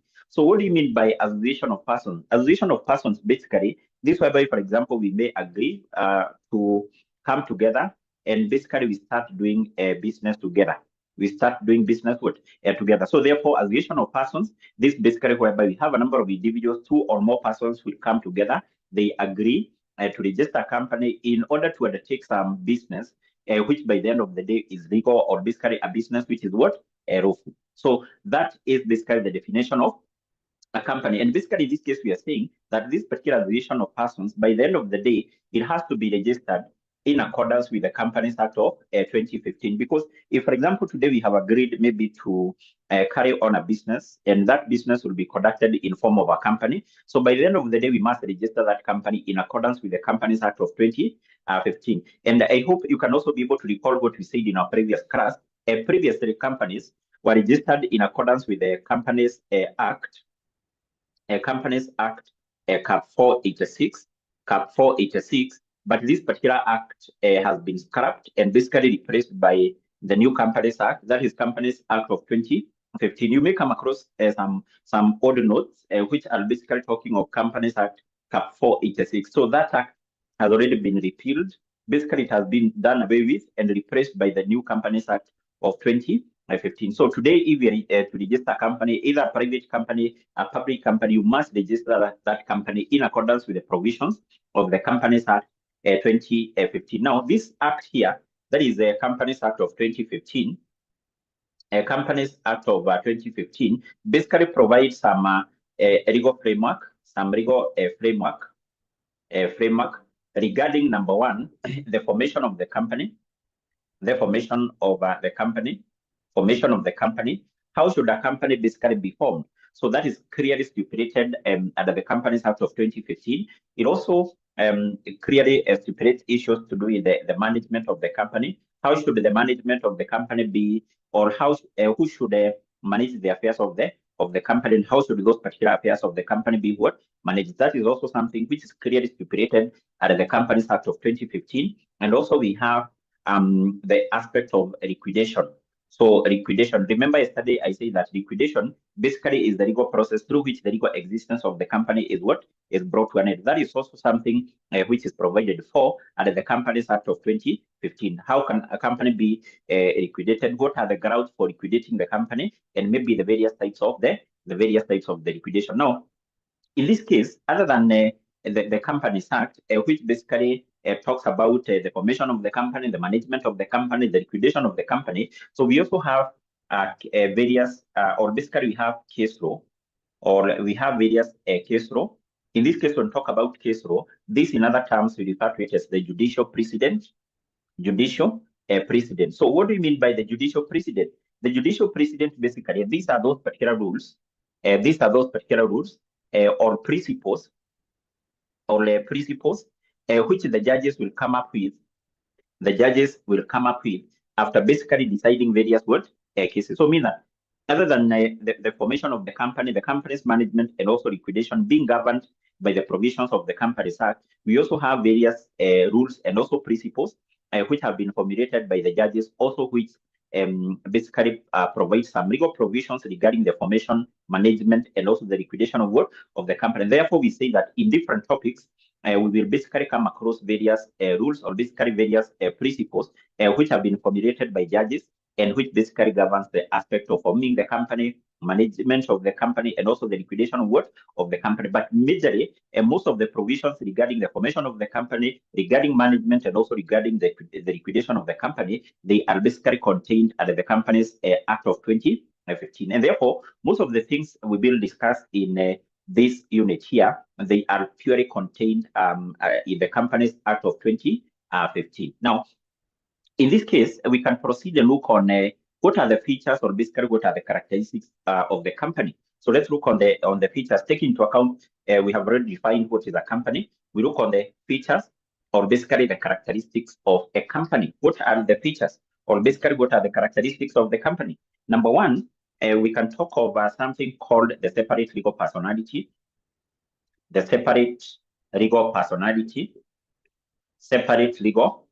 Personality. So basically what this means is that once, for example, you come together and maybe you have registered a company with the registrar of companies, that company becomes a legal entity, which is separate and also distinct from its members and also its directors. So once a company has been registered here with the person called the registrar of companies, in this case, we say that there exists a kind of a shell, or basically a kind of a shield, which basically separates this company from its members and also its director. So what that means is that if today we have agreed to register a company, once that company has been registered with the registrar of companies, the company becomes a legal entity. That's why you see that a company is legally recognized to be having the same status just like you. So if you register a company today, that company has to pay tax to the government just like you. That company has the capacity to enter into a contract just like you. So once, or basically what that means is that once a company has been registered, once the company has been formed, a company becomes a legal entity, separate and also distinct from its members and also from its director. So a company is not the same with sole proprietorship business, because if today you form a sole proprietorship business, that business is basically viewed to be the same with the owner. So if, for example, we come together, we form a partnership business, that partnership business is not separate from us as the partners. So that's why you see that if the partnership business is not able to pay its debt, the partners must come in and know how those particular debts will be paid. But in case of a company, if we register a company today, a company has that aspect of the separate legal personality. If the company is not able to pay its debt, those are not our debts as the members. So if the company has maybe entered into a contract, that is not our contract. If the company has some assets, are those our assets? No. So therefore, that is one of the characteristics, or basically one of the feature of the company. Number two, we say that the company has something called the limited liability. The limited liability. Limited liability basically means that if, for example, the company is not able to pay its debts, then the members of the company will not be required to come in and do what? Contribute money to pay the debts of the company. So in other terms, this means that the liability of members in a company is what? Is basically limited. It's actually what? Limited. So if the company is not able to pay its debt, then the members do not have any responsibility as far as the payment of those particular debts of the company are concerned. In other terms, we can say the debt of the company are not the debt of who? Of the members. So the members cannot be called upon to come in, contribute money to pay what? To pay the debt of what? To pay the debt of the company. So the other feature, or basically the other characteristic of the company, is something called number two. Also number three, that is number three, we have what? We have perpetual succession. Perpetual succession. Perpetual succession, or basically you can refer to this as permanent existence. Permanent existence. Permanent existence. What does this mean? Permanent existence. It basically means that once a company has been registered, a company based, or the life of the company is continuous. Because when we talk about something or continuous, this is another name for, sorry, perpetual is another name for continuous. The life of the company is continuous. The life of the company is continuous, or basically the life of the company is what? Perpetual. What this means is that if, for example, something happened to a member, or basically then a number of members, that do not in any way affect the company. That do not in any way affect what? The company. A company cannot be liquidated because maybe something has happened to a member. For example, maybe one of the members has died, or maybe one of the members has exited the company, No. So the life of the company is continuous. So once the company is formed, even if, for example, some of the members exit, some of the members are declared bankrupt, some of the members die, and they leave the company, that do not in any way affect the life of what? Of the company. It's not like a sole proprietorship business, whereby if the owner dies, that can lead now to the closure of that what? Business. Equally, like what happened in case of partnership. If maybe one of the partner dies, one of the partner maybe retires, that can lead to the dissolution of a partnership. That is not the case when it comes to the company. The life of the company here we are saying is what? Is continuous. So if a member exit or something happened to the member, that do not in any way affect what? The life of what? Of the company. Number four, we can say the company has got something called the common seal. Common seal. So when we talk about the common seal, this is basically equivalent to the company seal. By saying that the company has got a company seal or a common seal, it basically means that the company has the capacity to sign its documents, to sign its what? Its document, to sign its what? Its document. So for any legal document to be deemed to be authentic, that document must be having a company seal. So therefore, a company has a common seal. the company, or that means that the company has the capacity to sign its own document. And take into account the company itself does not have, or basically the company do not have that ability to sign, basically to sign the document. Any document of the company, for it to be authentic, we are saying it must be having what? A common seal. A common what? A seal, or a company a seal. So the other feature of basically the company number five, we can say that the company has the contractual capacity. The company has got contractual capacity. Contractual capacity basically is the ability. This is the ability to enter into contract. The ability to enter into contract. The ability to enter into what? Into contract. The company has the capacity to enter into contract. But basically, those contracts which are entered into by the company, are they entered into by the company itself? No. So any contract which is entered into by the company is entered into by its directors. By its who? By its directors. By its directors. So the directors are the ones who enter into contract on company's behalf. But by the end of the day, those are contract of the company. They are not contract of directors, because the directors here were acting as the agent of the company. They were acting as what? As the agent of the company. They were acting as the agent of what? They were acting as the agent of the company. So number six, we can say the company can sue or be what? Or be sued. The company can sue or be sued. It basically means that the company here can go to a court of law, take a legal action on behalf of, or basically take a legal action against a third party. And generally, the company here, or the person who will be going to a court of law to take that legal action, is basically like the management, the directors, or maybe the company's lawyer instituting a legal action on company's behalf. The company can sue in a court of law or can be sued in a court of law. So number seven, we can say here, the company has capacity to own property. Capacity to own what? To own property. The company has got the capacity to do what?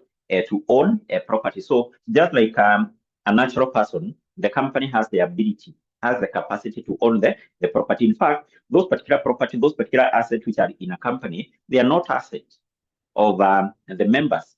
They are basically what? They are basically the property or asset of the company. Simply, in this case, we have said that there is that aspect of the separate legal personality. If we have come together, we have formed a company. Those assets which exist in that company, those property which exist in that company, they are not our own asset, but basically they are assets of who? Of the company. So then the other feature of the company we can say is there's something called voluntary association. Voluntary what? Association. Voluntary association. So in this case, a company here, remember by definition, you have said is an association of persons. Association of persons. That association is voluntary. You can't be forced to be a member of a company. It's a voluntary. You must voluntarily accept to be what? Maybe to be a member of a company. You can't be forced. You can't be what? You can't be forced. The other feature of the company, number 9, is basically something called the transferability. Transferability of interest. Transferability of what? Of interest. When talk about the transferability of interest, it basically means that the interest in a company can be transferred. And how is your interest, or basically what is your interest in a company? Your interest in a company is basically measured in terms of the value of the shares you hold in a company. Once you are a member in a company, you have some interest, and your interest is equivalent to the shares you hold in a particular company. You can be able to transfer your interest. You can be able to transfer your shares. Though in some companies, like in private companies, the transfer of the shares is restricted. The transfer of shares is what? Is restricted. So restricted in the sense that you cannot be able to transfer your shares just to any other person. Just to any other person. You wake up today and maybe you decide that you'll sell your shares to any other person. There is some restrictions in relation to that. For example, in a private company, the requirement is that if you want to transfer or you want to sell your shares, you can only sell those shares to the existing members. You cannot sell the shares just to any other person. So the shares can only be transferred to the existing members. But basically, we are saying that there is that transferability of interest. You can be able to transfer your shares in what? in a company. So the other feature of the company, maybe number 10, we can talk of the aspect of management. The aspect of management.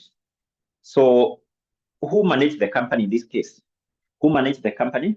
So the companies basically are managed by an organ which is known as the board of directors. These are basically a feature which applies to all companies, that companies are managed by a board of directors. By a board of what?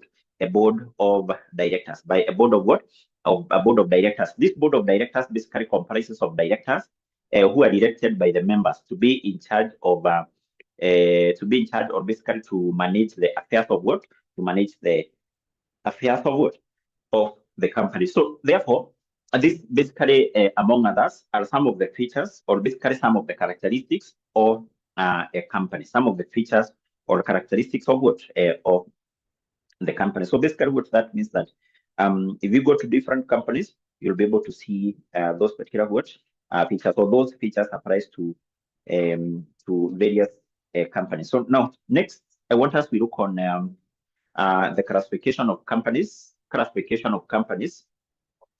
Or basically we look on the different types of companies which we have.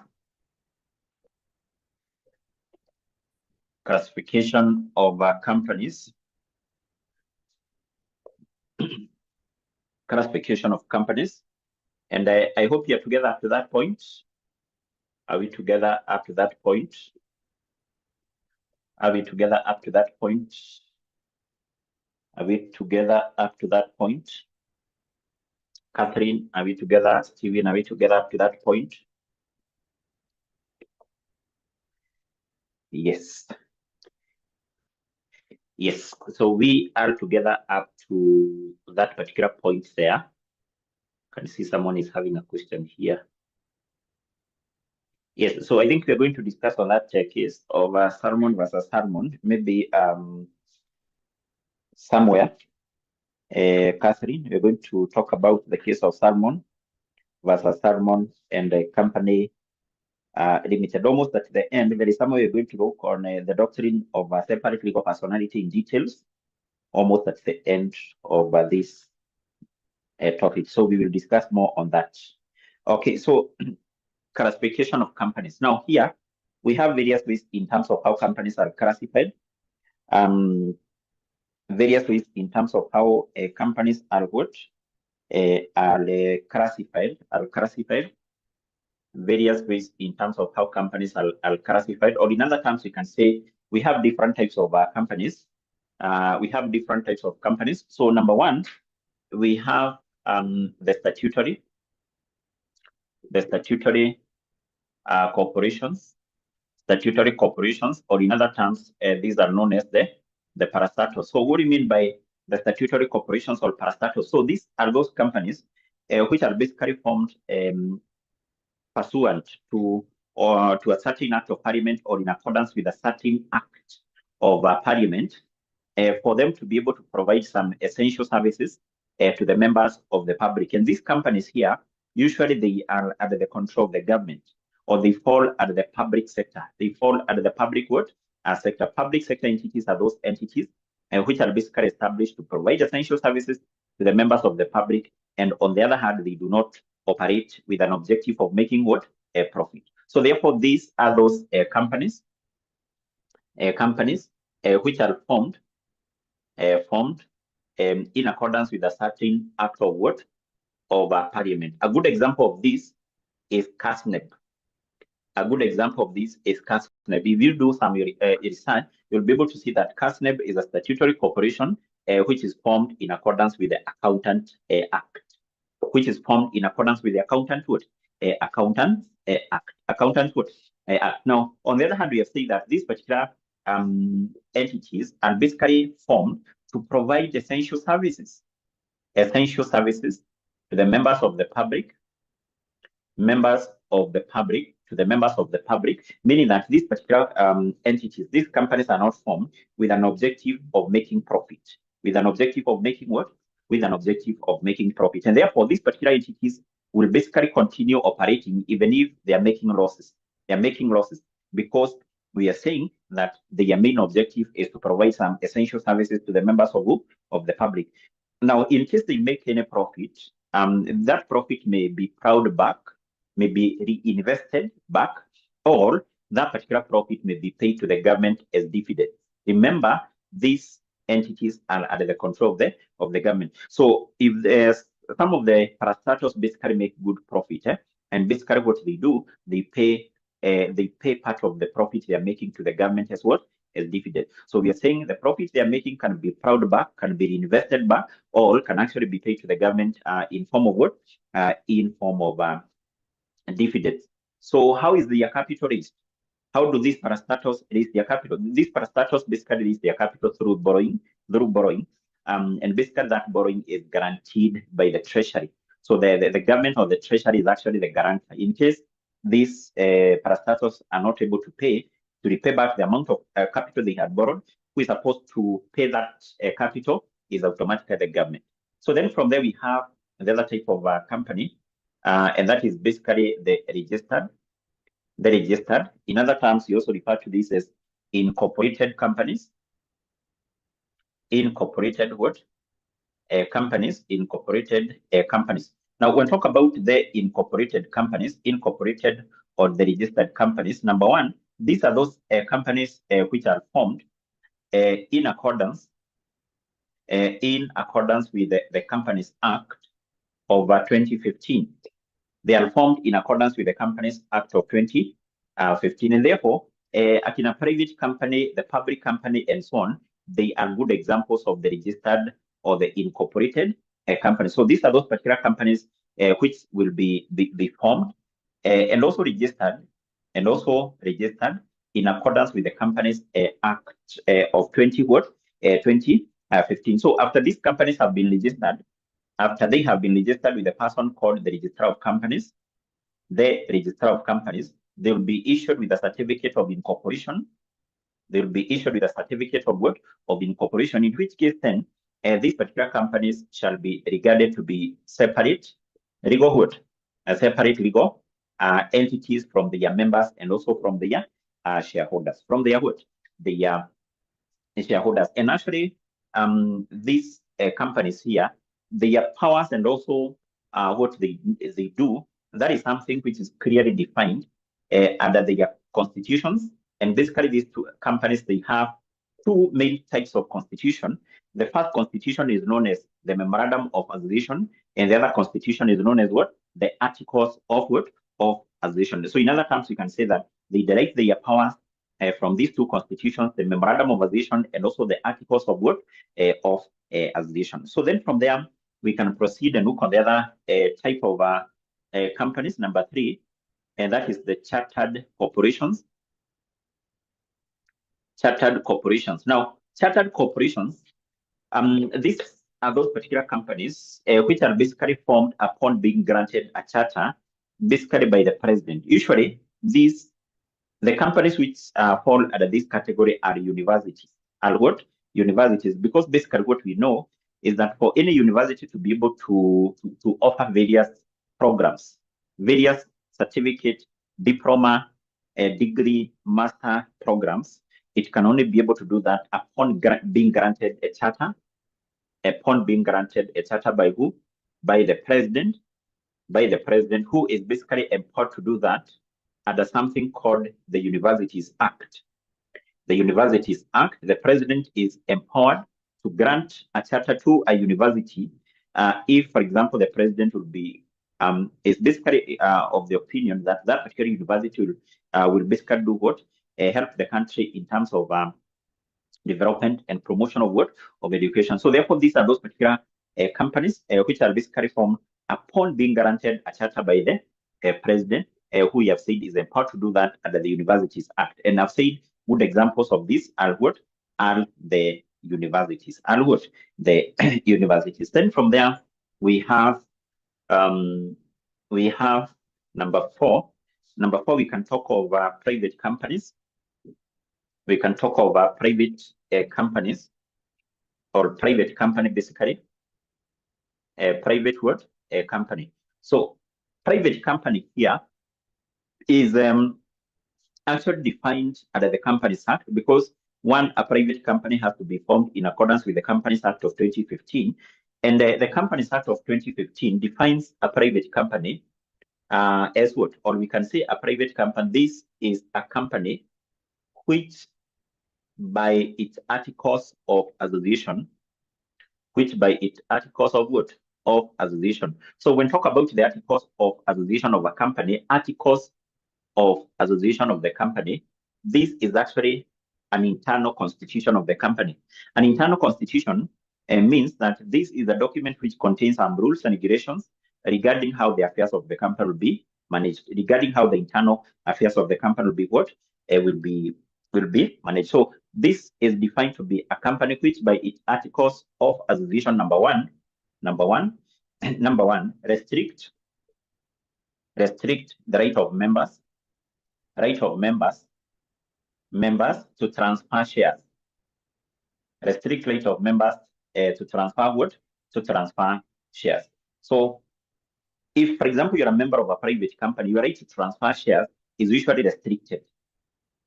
So what does that mean? It basically means that if, for example, you want to transfer, or in other terms, to sell your shares, so there is some restrictions as far as that is concerned. And I think I've given a good example that if, in case you want to sell your shares in a private company, you can only be able to sell those particular shares to the existing members.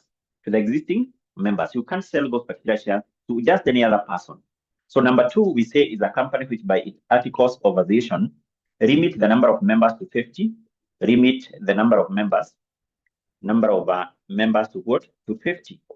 Limit the number of members to 50. The number of members in a private company cannot exceed 50. And number three, is prohibited from inviting members of public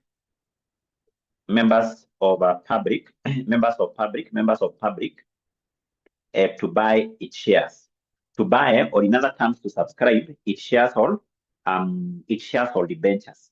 So it basically means that in case a private company wants to issue shares, it can only be able to issue shares or even debentures to the existing members.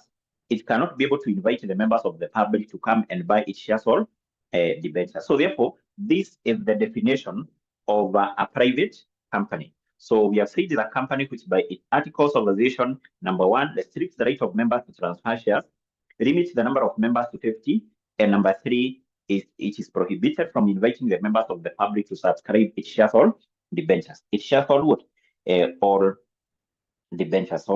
Now, before we proceed to look on the other company here, we can proceed and look on the other features, or maybe we proceed and look on more features, or basically the various characteristics of this company, because it is important for you to note that this is basically one of the common type of a company, which is basically formed by individuals to do business. In most of the cases, if today you want to register a company as an individual, you will be registering a private company. You'll be registering a private company. This is therefore one of the common type of company. So one of the features of this company, number one, is that private companies have a minimum, or basically in other terms, you can say, must have a minimum of one member and one director.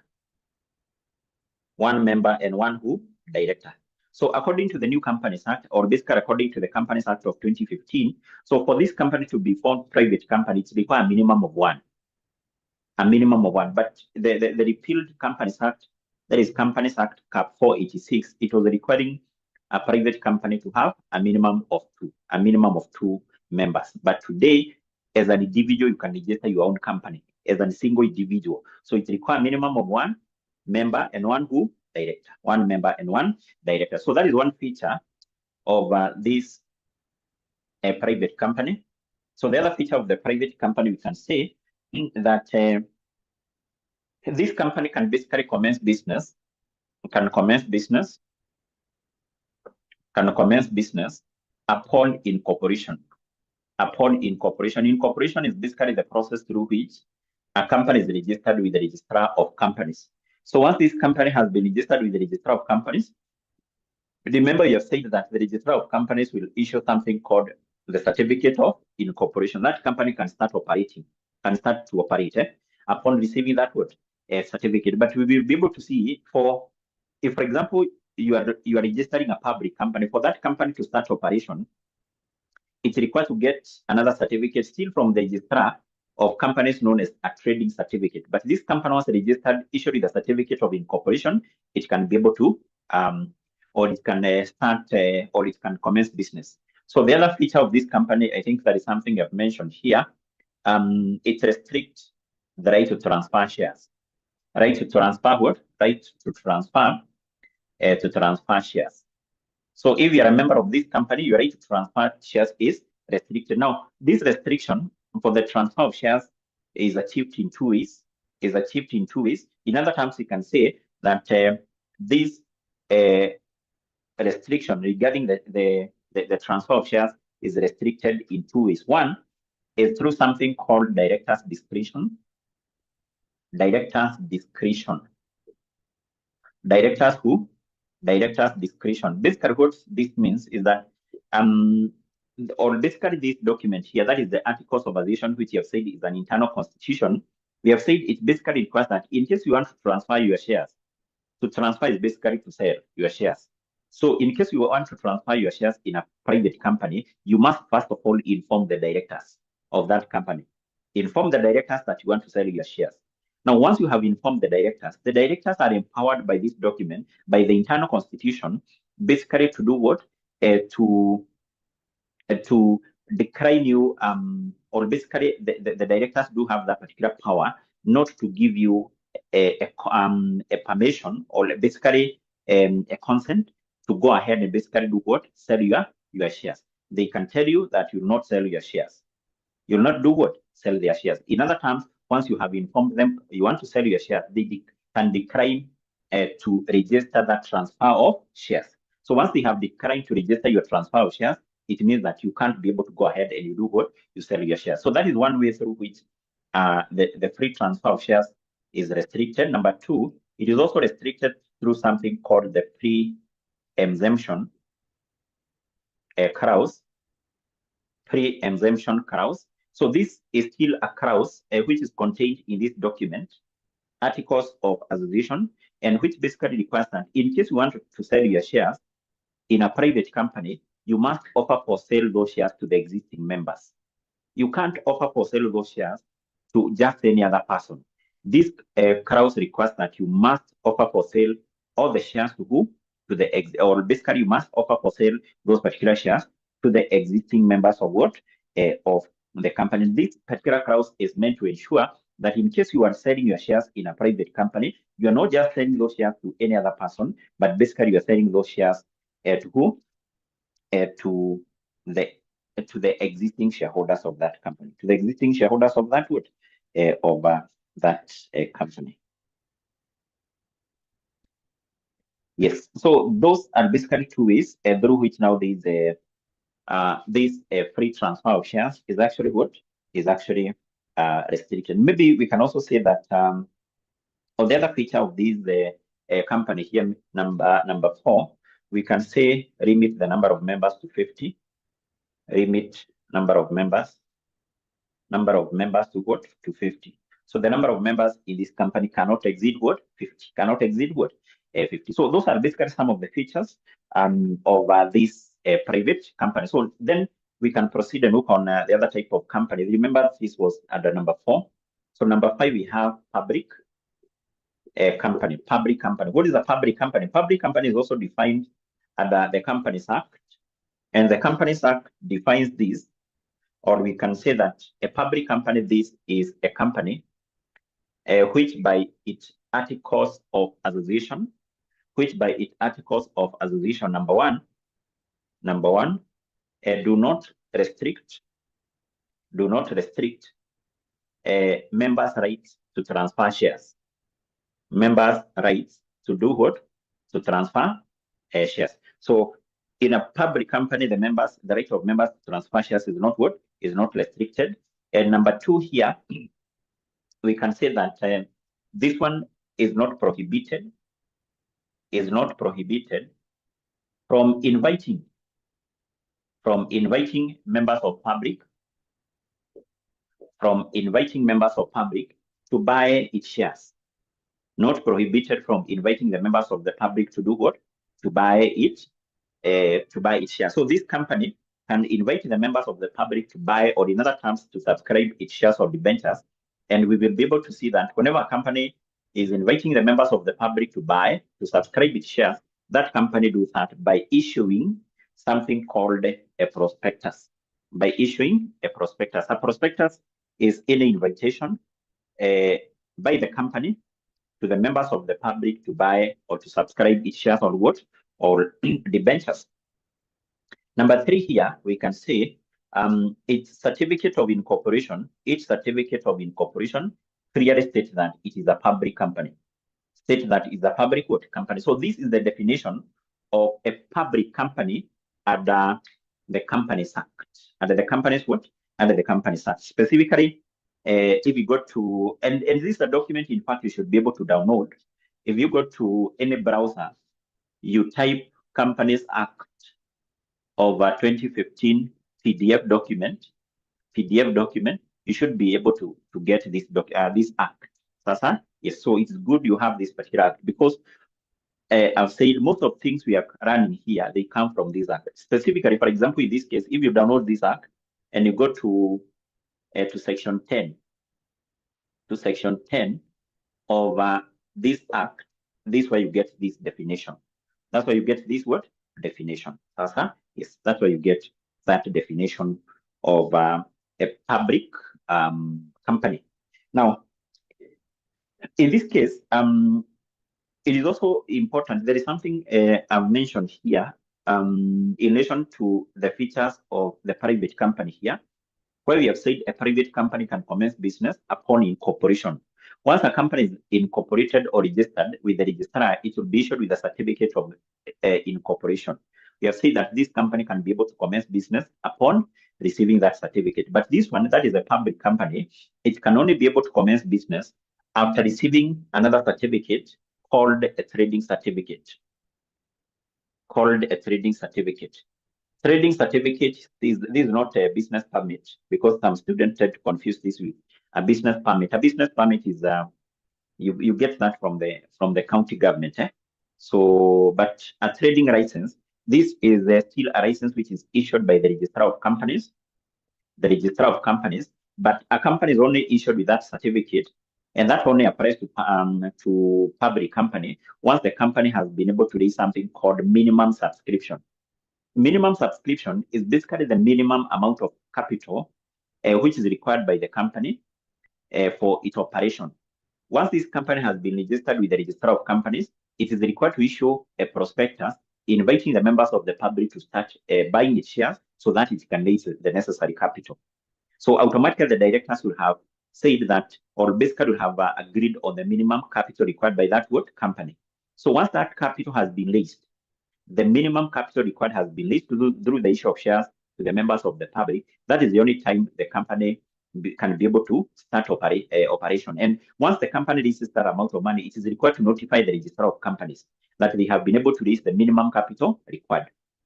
Once the registrar is notified, then the registrar will proceed and issue that company with another certificate called a trading certificate. Upon the receipt of that certificate, that is the only time a public company can be able to start operation, operation. And therefore, that capital, minimum capital required, which you're referring to as the minimum subscription, is the amount of capital required by the company to pay the preliminary expenses. Preliminary expenses are the expenses which are incurred during the formation of the company. If today you are forming a company, kuna zile expenses uta-incur. So maybe you need to pay, there is something called a stamp duty payable to the government.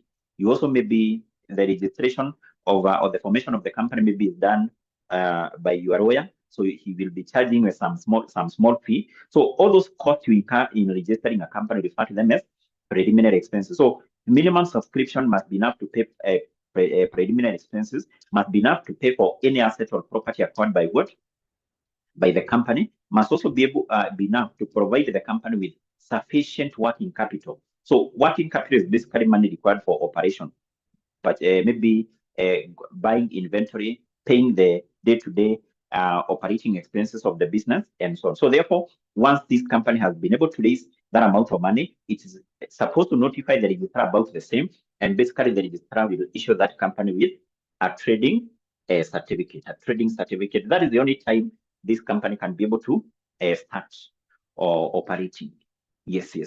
So are we together up to that point? If we are together, want us we move to the next thing. Are we together up to that point? Catherine, Steven, Zido, are we together up to that point?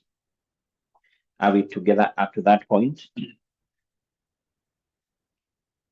Okay, so I want us next we look on what? We look on the features, not the features, Lana.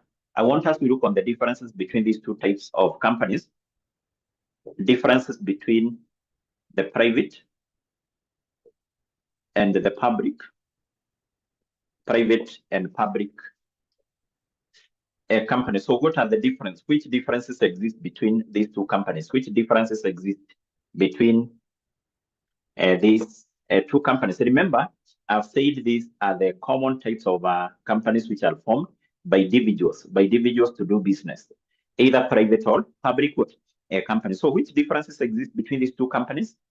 I think we have mentioned, we have come across some differences, like this one require a minimum of 1 member.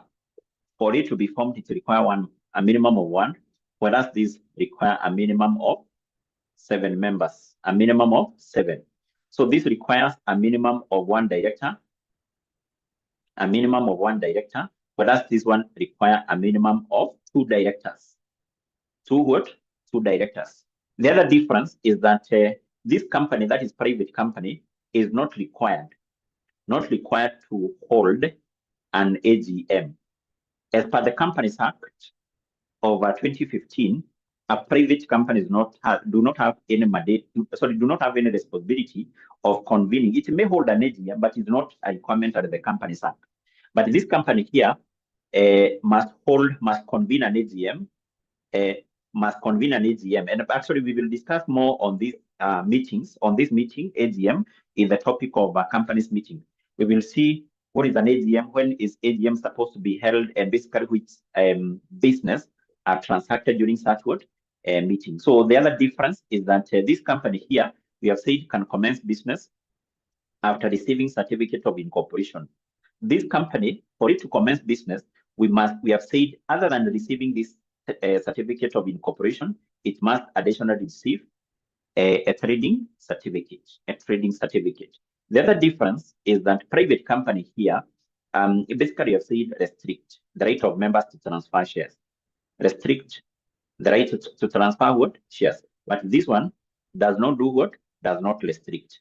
This one does not restrict the right of members to do what? To transfer shares. Does not restrict the right of members to transfer what? To transfer shares. On the other hand, this one cannot invite the members of the public.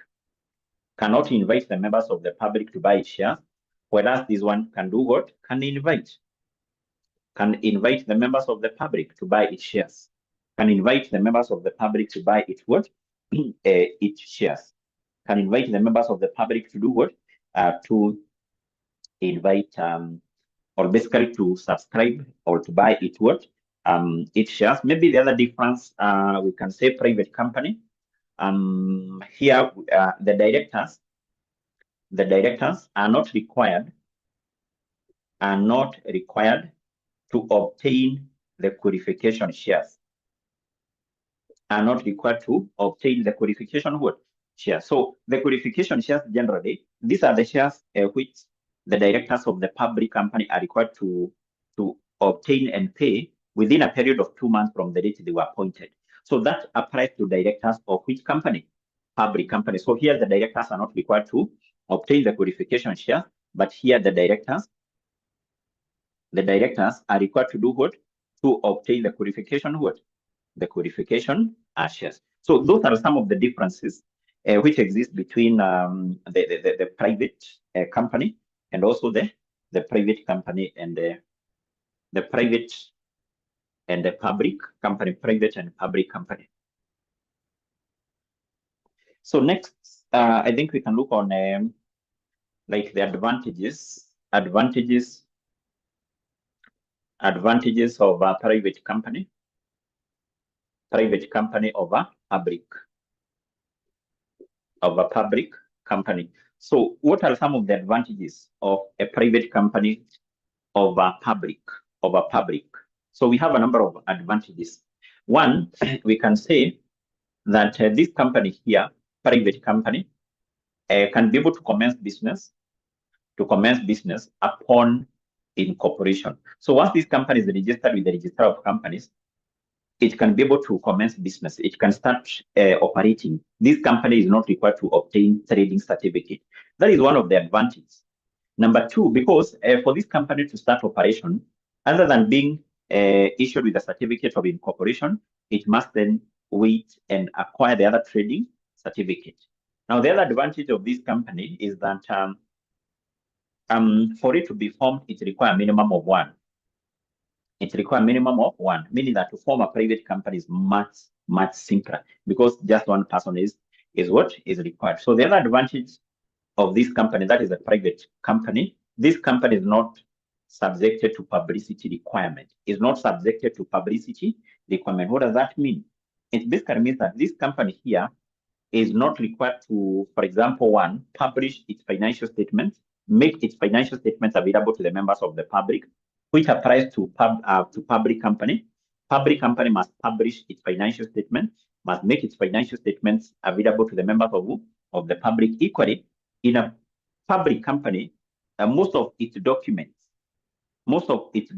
including MOA, AOA, and public documents, they are documents which can be accessed by any member of the public, which does not apply when it comes to what? When it comes to a private company. So the other advantage of this company is that private company is not required to hold an AGM. Remember, this is an advantage because if a company has to convene an AGM, we know that there are some costs which will be incurred, some logistical costs which will be incurred. The company must get a venue. Maybe the company will need to bring an MC. The company need to have other logistics put in place. All that means that the company will have to incur some expenses. On the other hand, if, for example, this company, the public company, fails to convene this meeting as required under the Companies Act, it can be fined. It can be required to pay a fine to the registrar because it is not complying with the requirements of the requirements of the Companies Act. So those are basically some of the advantages of a private company. But on the other hand, we have various advantages of a public company over private.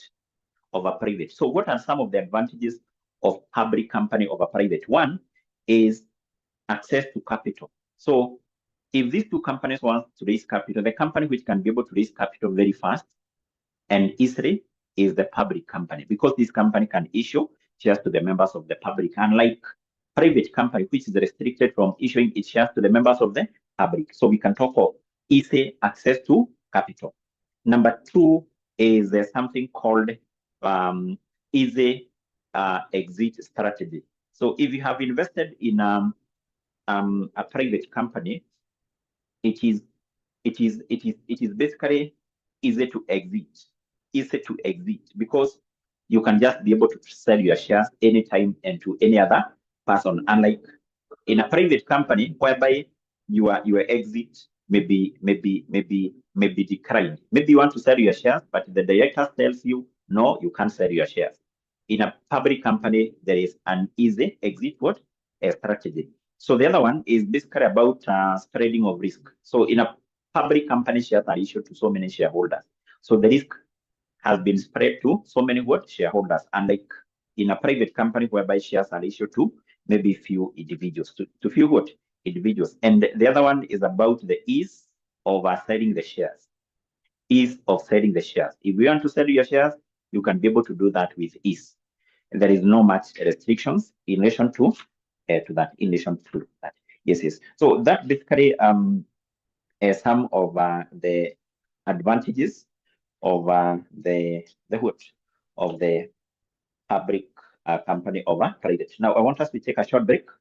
I think we can just take a short break of 10 minutes, And then we come back, we look on the remaining types of companies, the other types of companies, and maybe we will wind up by looking on, we see whether we will be able to wind up on this. But basically, I want us, first of all, we take a short break. Then we come back after that short break of 10 minutes. We come back at exactly 1:18. We continue.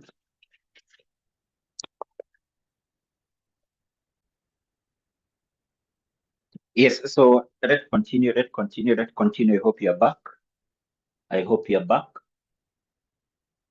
Yes. Are you back? Catherine, Stephen, Zido, are you back? So that we continue. Are you back?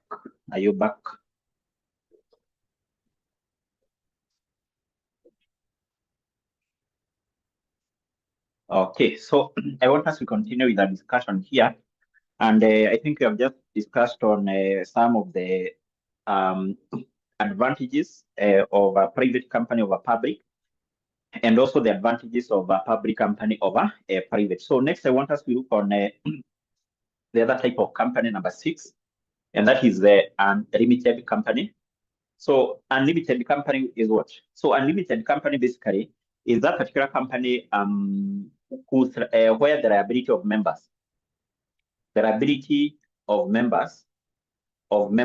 is unlimited. What does that mean? The liability of members is unlimited. It basically means that if, for example, this company that is not able to pay its debts, then what will happen is that the members of such a company will be required to come in and contribute money to pay those particular debts of the company. So meaning that this company here is just the same with a partnership, is the same with a sole proprietorship business.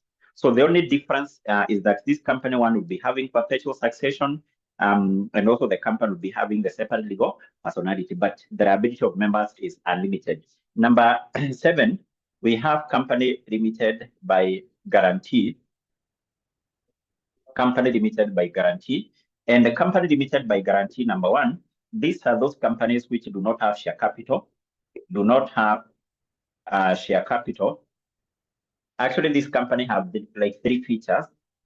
These companies, number 1, do not have share capital. What does that mean? It basically means that this company do not raise capital by issuing shares. Simply because mostly company limited by guarantee are the not-for-profit making organizations, like the NGOs which are formed, they fall under this category here.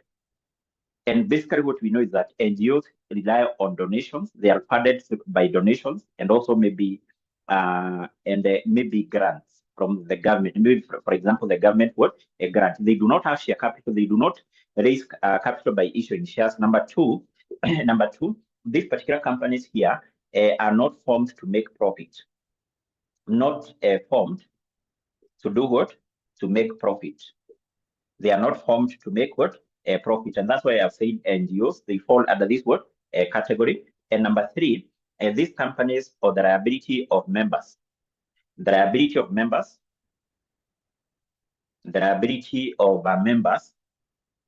is limited by what? Is limited by guarantee.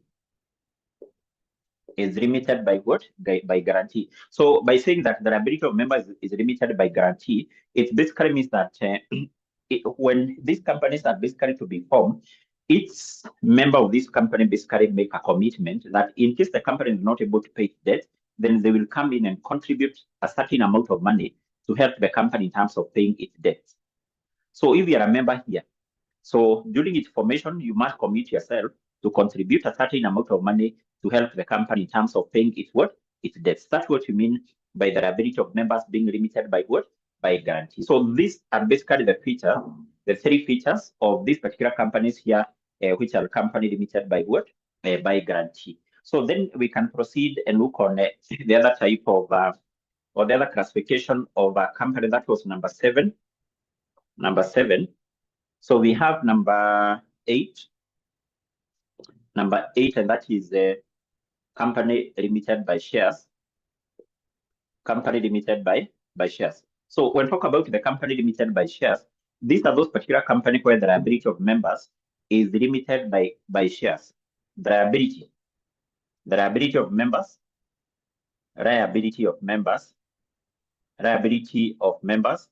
is limited is limited by shares.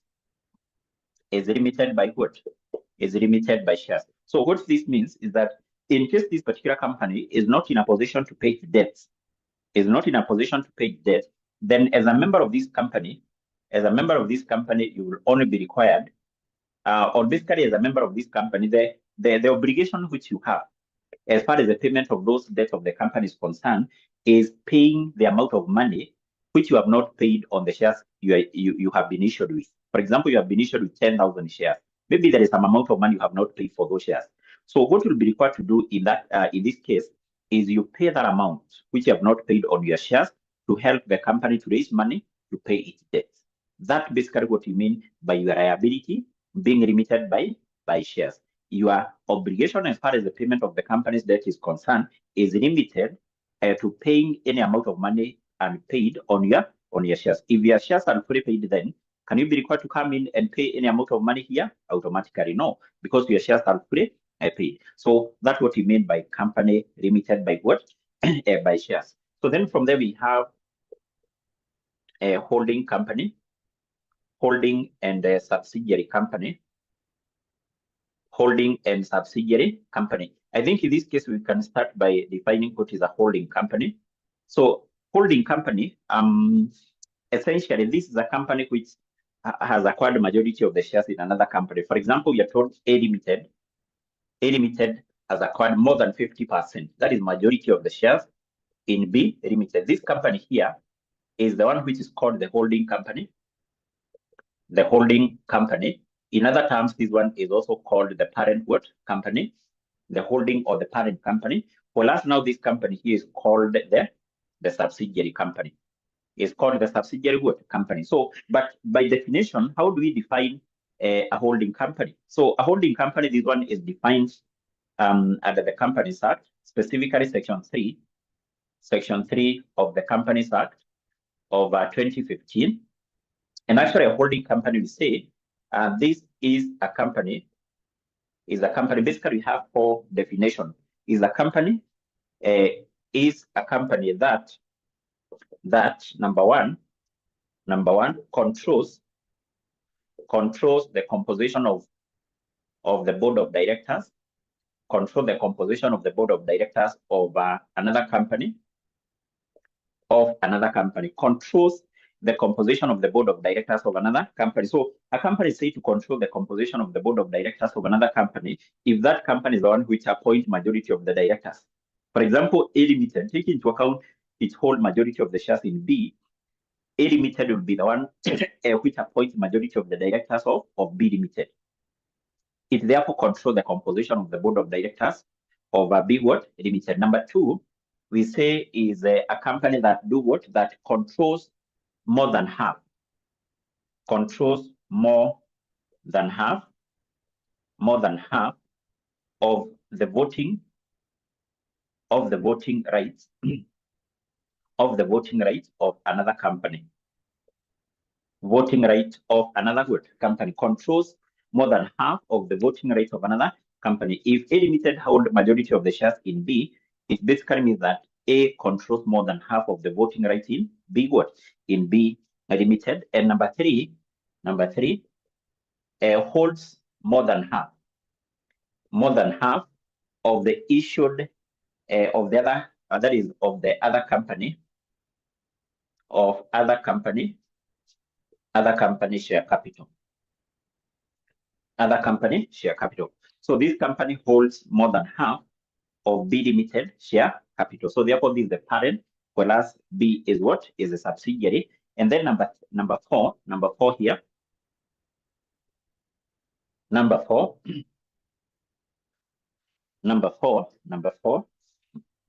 we can say it is the holding company of a company. It is a holding company of a company that is of a company, of a company which is another company holding company. So what have we said here? We have said that a holding company is a company that is a holding company of a company which is another company holding company. What does that mean? What does that mean? So let me illustrate that so that you understand. Assuming you have 3 companies, A Limited, which basically has acquired more than 50% of the shares issued by B Limited, and then this one hold more than 50% of the shares issued by who? By C. So in this case, you can see A controls B simply because this one has or basically acquires or hold more than 50% of the shares issued by B, and then B in turn controls what? Controls C. So this company controls this, and this in turn control C. So therefore, in this case, we can see A has got some indirect interest, not indirect interest, indirect control over C. A Limited has indirect control over C. So therefore, A Limited will be a holding company as far as company C is what is concerned. So this definition number 3, definition number 4 of a holding company basically applies to this. It applies to this, where we are saying A is a holding company of company C, simply because we are saying A is a holding company of a company, is a holding company of this company, is a holding company of a company which is another's what? Holding company. So this is a holding company of this, which in turn is a holding company of another company. So therefore, A Limited is a holding company of company what? Of company C. So that is the definition of what we refer to as a holding company. So if you come across a question required to define a holding company, you need to remember those 4 definitions. Those 4 what? Definitions. Okay. So next, number 10, I want us to look on something called the foreign companies. Foreign companies, in other terms, these are known as companies incorporated outside Kenya. Incorporated outside what? Kenya. So we'll talk about the companies incorporated outside Kenya. These are those particular companies which are registered or basically incorporated in any other country other than Kenya. And this company have started operating in what? In Kenya, have started operating in Kenya. For example, a company registered in Uganda, but that company has started operating in Kenya. Now, that company, we refer to it as a foreign company. Now, the requirement of the Companies Act is that for that company to start operating in Kenya legally, it has to be registered with the Registrar of Companies as a foreign company. As a foreign company. So that company will be required to make an application with the Registrar of Companies for it to be registered in Kenya as a foreign company. Once the registrar receives that application, he will go ahead and basically register that company, provided the, that application for registration meets all the requirements of the Companies Act. And that company, once registered with the Registrar of Companies, it will be issued with a certificate of registration, meaning that it has been registered in Kenya as, or it has been registered by the Registrar of Companies as a foreign what? As a foreign company. As a foreign what? As a foreign company. As a foreign what? A company. Yes. So that's basically the other type of company.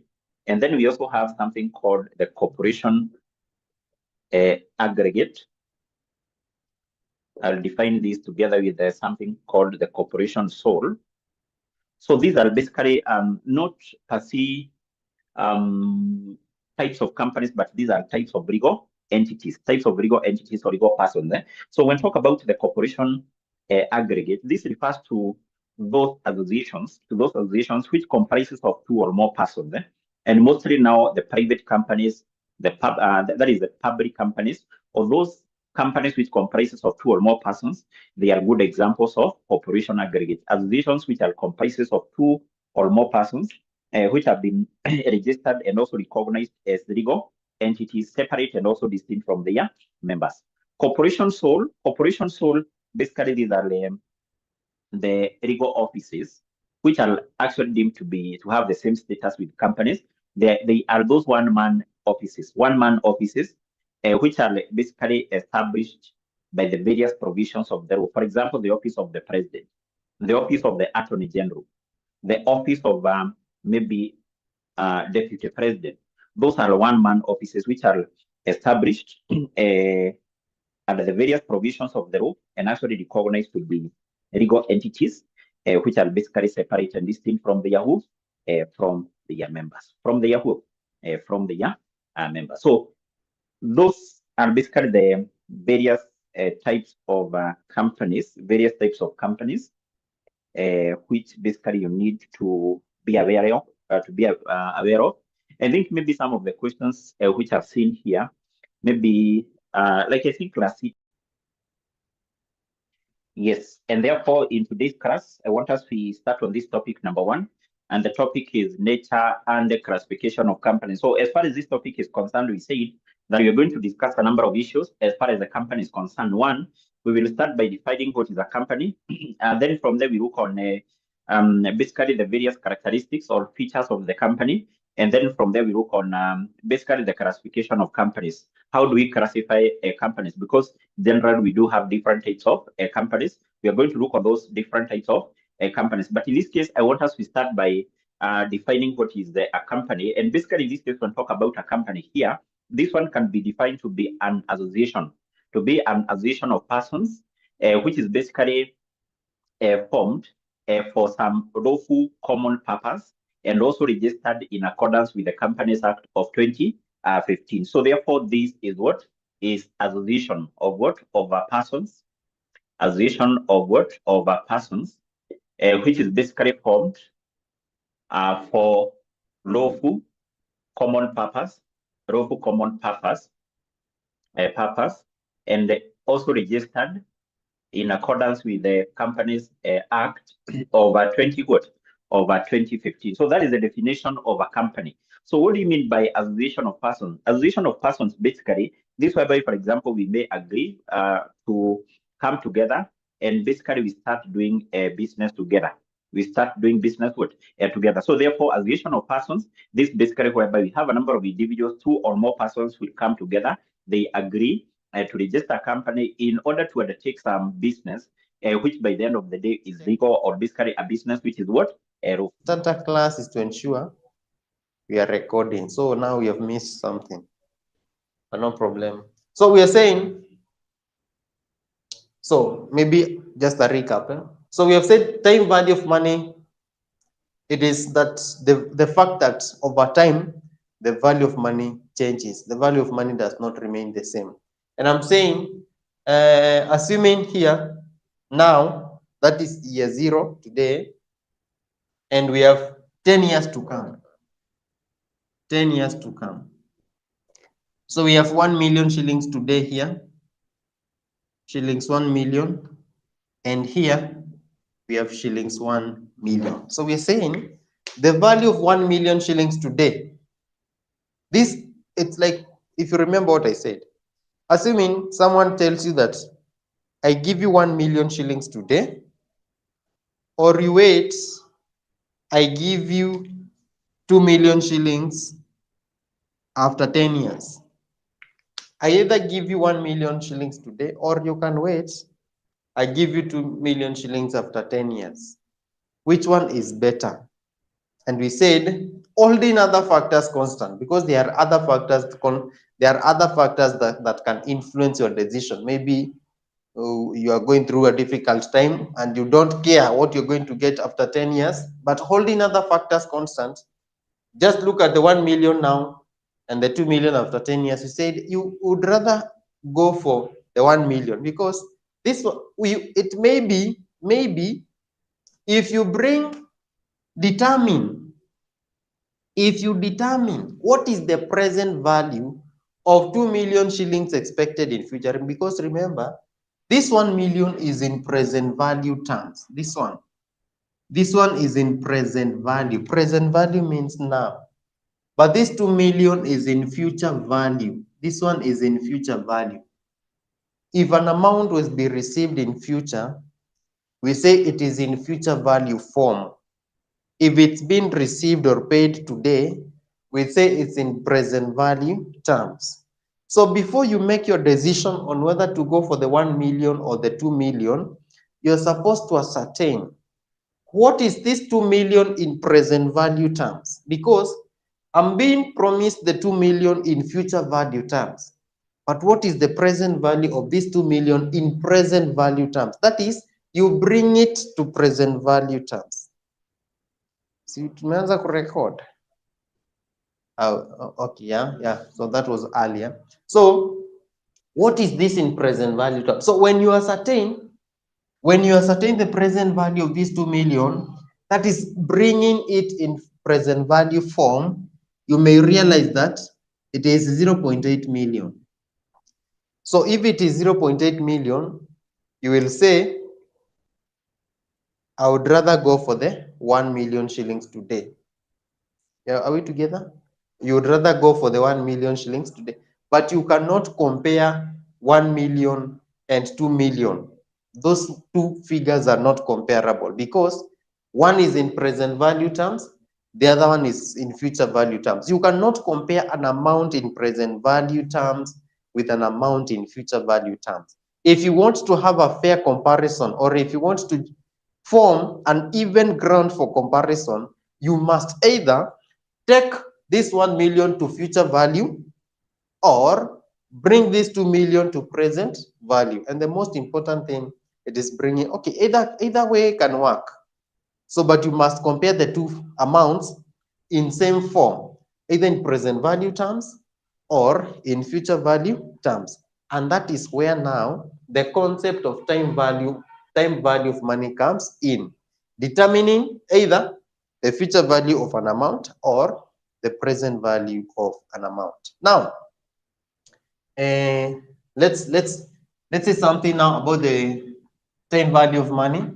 So time value of money, we've said here we have present value,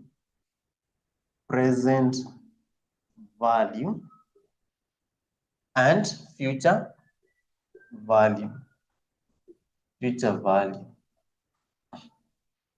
So present value, we have that direction, and we have this direction. So this is to say, you can work from present value terms to future value, or you can work from future value to present value.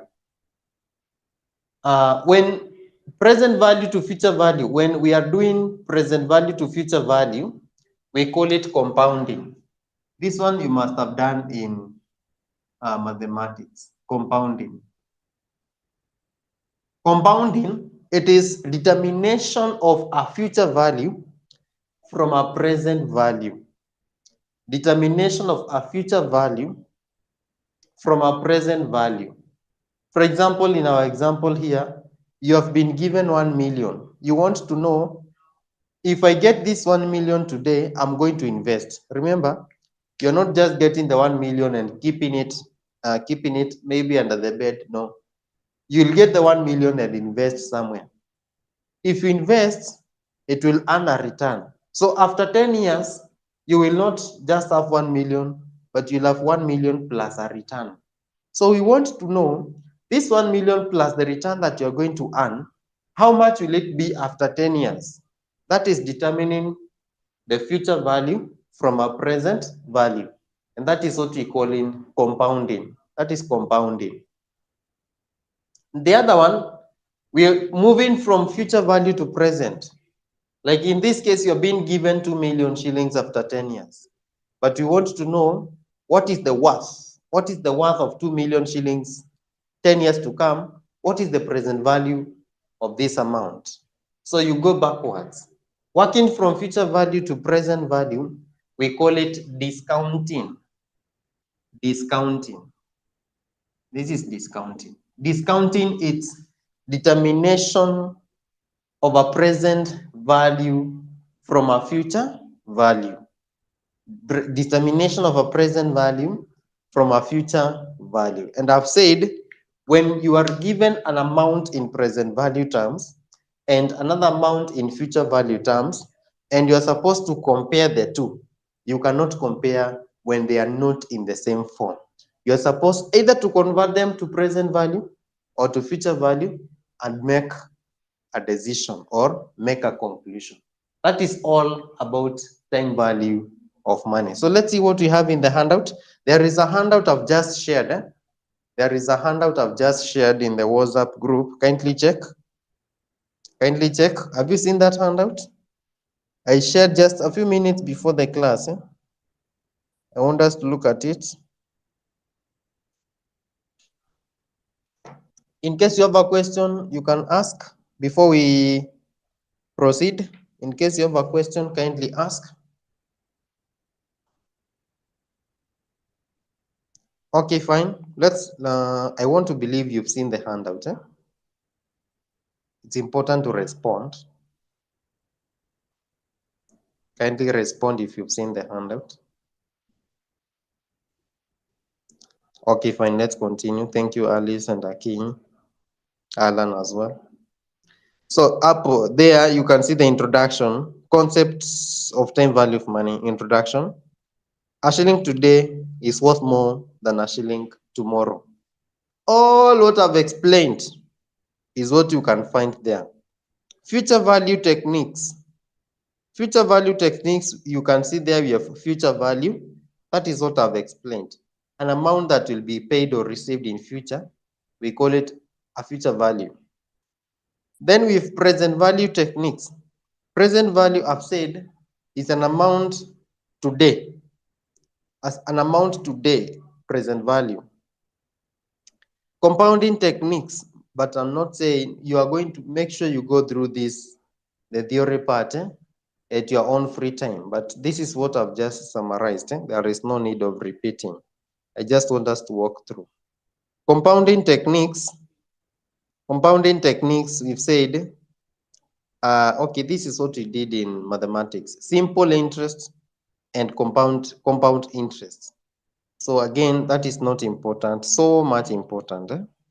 I just want us to look at the, but let's, we are under compounding techniques. Here we've talked about two concepts, the concept of compounding, the concept of discounting. So I want us to start with compounding. That is compounding techniques. That's the reason why they are saying compounding techniques. Compounding techniques.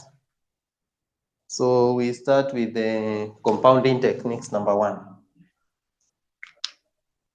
Determination of a future value from a present value. Compounding techniques.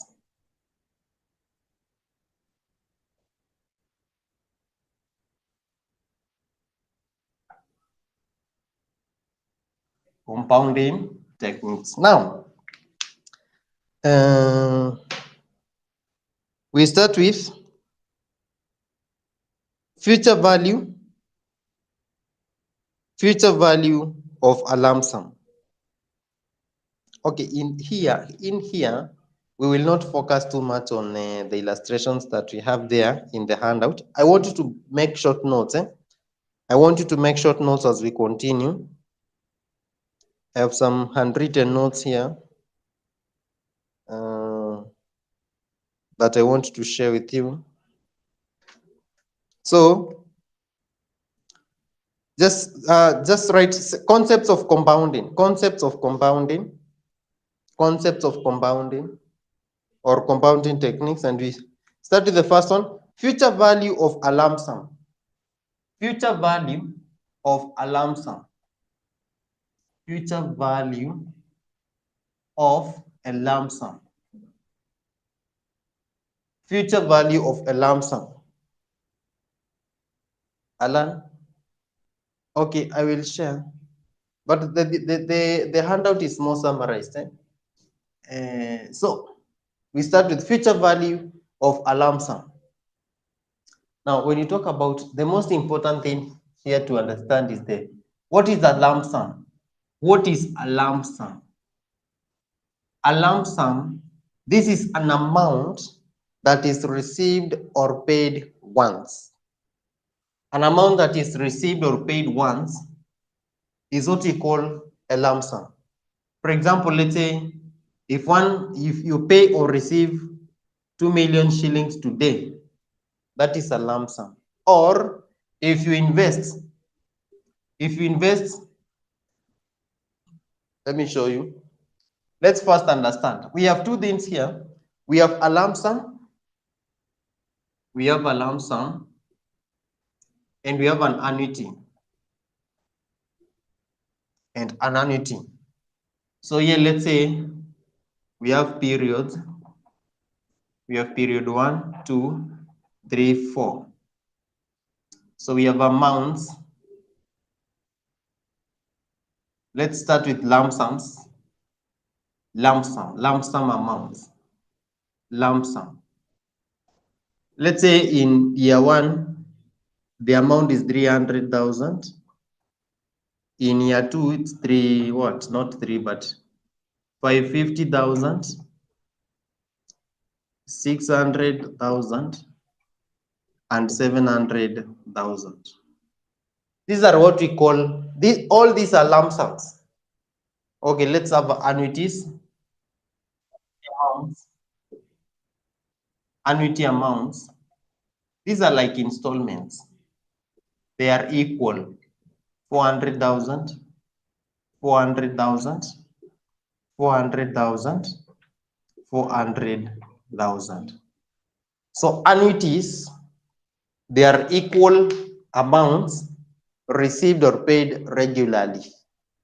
Equal amounts received or paid regularly. And we say, when we say regularly, we are saying it's either monthly, weekly, semi-annually, yearly, quarterly. That means like every month you are paying or receiving 400,000. That is an annuity. Or each year you are paying or receiving 400,000. That is an annuity. Equal amounts received or paid regularly. Lump sum amounts.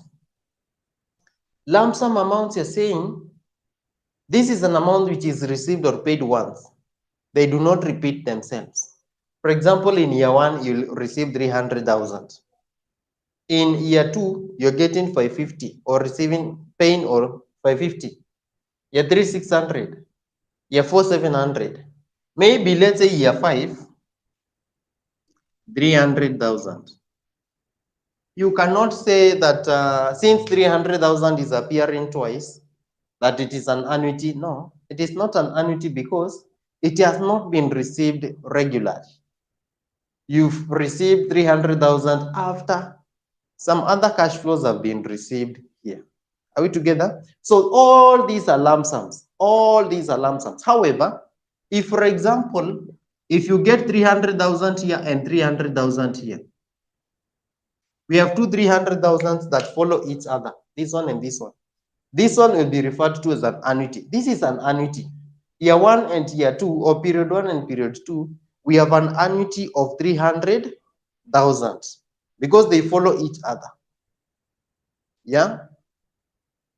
But if the 300,000 occurs after, let's say, for example, here we have 700,000 and here we have 300,000. So in year 1 and year 3, we have 300,000. These are not annuities, they are lump sums because in between them, there is a figure that is different from them. I want to believe that is very clear. That is clear, a lump sum and an annuity. This is a concept that we are going to use a lot in financial management. And that is why I want you to be able to differentiate lump sums and annuities. Again, so this was 6. Let's say this was what? This was 500. Let's say now, yeah, 300,000 there. 300, yeah, let's say 300,000 here.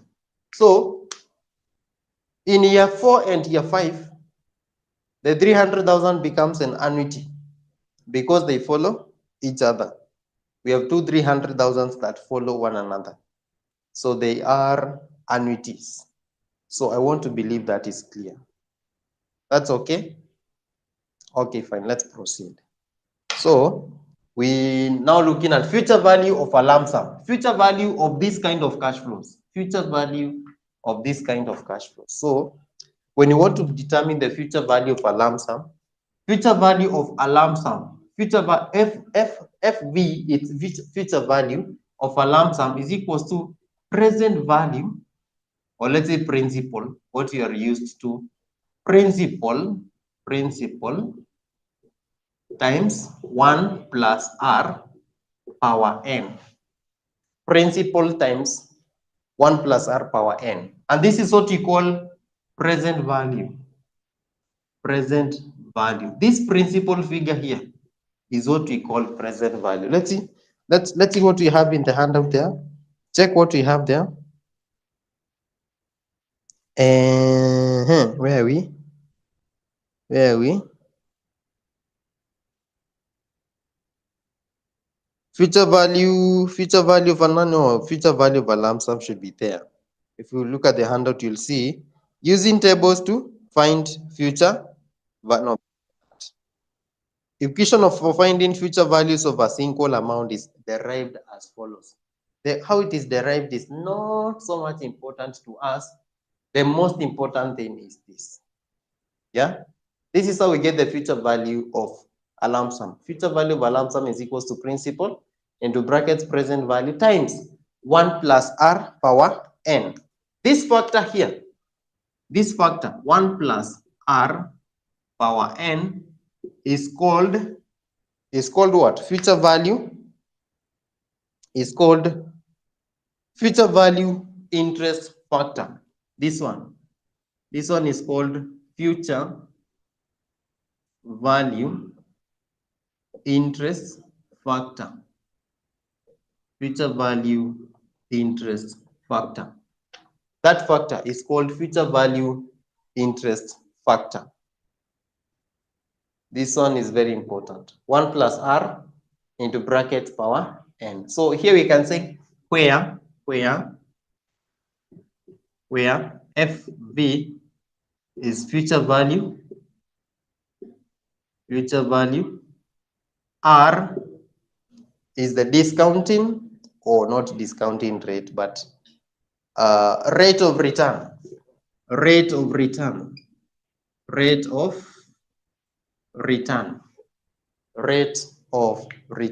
It's important for you to write this formula. Just write this, just write that. Rate of return is like the interest rate.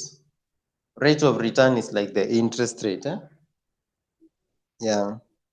Do we have an example there? So the example, yeah, there should be an example somewhere. Yeah, there is an example there. Look at that example. They're saying, assume that you've just invested Kenya shillings 100,000. The investment is expected to earn interest at a rate of 20% compounded annually. Determine the future value of the investment after 3 years. So, okay. Let's look at that. We are doing that illustration, that example. We're saying, assume that you have invested shillings 100,000. That is the present value. That is the principal. The principal amount, which is present value amount, is Kenya shillings 100,000. 100,000. Then the investment is expected to earn interest at the rate of R is 20% per annum. This per annum is very important. Okay, it is not given. They have not said per annum, but we say when you get a rate of return where the period, whether the per annum, per month, semi-annually is not stated, the standard measure is per annum. So unless it is specified like semi-annually or what, you should take it as per annum rate. So per annum is 20%, compounded annually. Determine the future value of the investment after 3 years. N, we should have said N here. N is equals to number of periods. Number of periods. Kindly have that. Number of periods. Number of periods. Make sure you write that. So here, our period is 3 years. We are investing for 3 years. So future value we are saying is equals to present value 1 plus r power n. So future value is equals to 100,000 times 1 plus 0.2 power 3. So get the value of the investment after 3 years. Value of the investment after 3 years is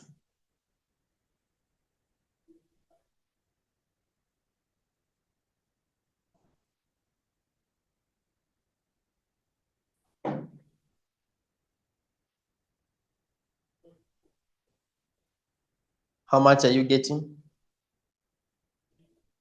There are people, no, but you must be knowing how to put this power 3 in calculators.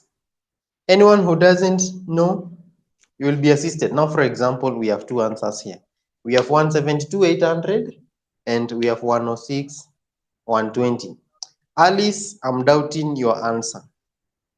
At a rate of 20%, even in the first year, we are going to earn 20,000. Because first year one, we will say 20% times this, times 100,000. That is 20. That means it's more than 106,000. So 178, probably 172,800. 172,800. Alice, repeat your calculation. Okay, yeah, 172,800. That is what you're supposed to do.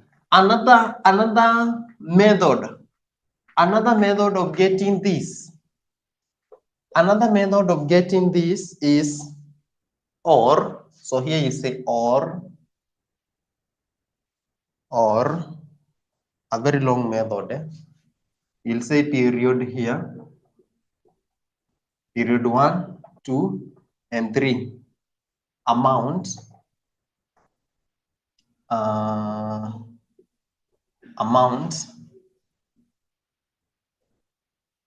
Let's say 100,000. No, will that give us? No. That is the only way. Okay. The other method is where we say, but this one is very long. Where you say here it's 1 plus 0.2. The figure that you'll get here, you bring it here. Then you continue. But that will not apply in this case because we are only investing 1. So you can continue. You grow by that rate. So just stick to this. Any question before you continue? We want to proceed. Okay, number 2, future value of an annuity. Future value of an annuity. Future value of an annuity.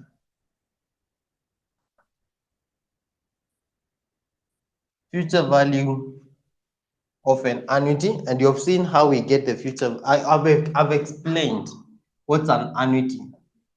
Future value of annuity. Future value of annuity.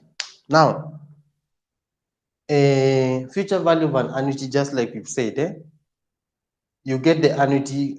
It's an annuity when the amount occurs repetitively, but regularly. So future value of an annuity is computed as follows. Without wasting a lot of time, future value of annuity is equals to the annuity. You get the annuity amount times annuity amount times. So we have the future value annuity factor. The future value annuity factor, you say 1 plus r power n minus 1 over r. That's how we get the future value of an annuity. 1 plus r, and write these formulas because The way they are in the handout, okay, they are very much simplified in the handout. Just write what I'm writing on the board. Yeah, it's there, but write. Future value of an annuity is equals to annuity times 1 plus R, 1 plus R into brackets power n minus 1 over R. This factor here, the factor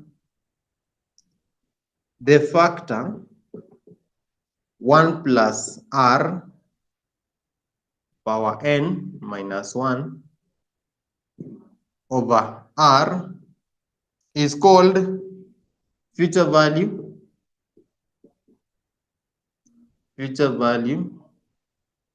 interest factor of an annuity.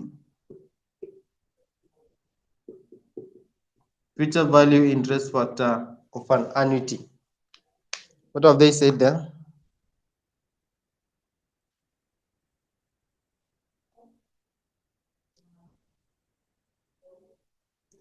Future value interest factor of an annuity. Future value interest factor of an annuity. This one. Now, we have tables. We have tables where these factors can be read from. Like you remember what table do we have? We have math table. Do you people know what's a math table? Or maybe what we call what? Normal curve, normal distribution curve. We have tables. We have tables where you can read these factors.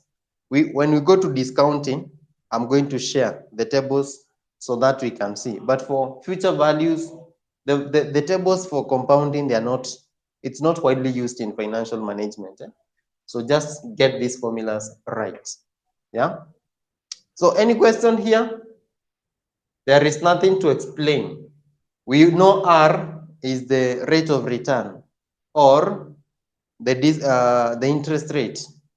N, it's the number of periods. So there is nothing to explain. Let's go to what? Let's have an illustration. Do we have an illustration there? From the above example, there is a statement that says no. We have an example. What is the value of shillings 100,000 investment annually at the beginning of each of the next 5 years at an interest of 12%? Are you there? Have you seen that example? And finding future value of an annuity. Oh, that's due. Sorry. What is the value of 100,000 investment annually at the beginning? That's an annuity due. We are coming to that. I want us to have an illustration on the illustration on future value of an annuity.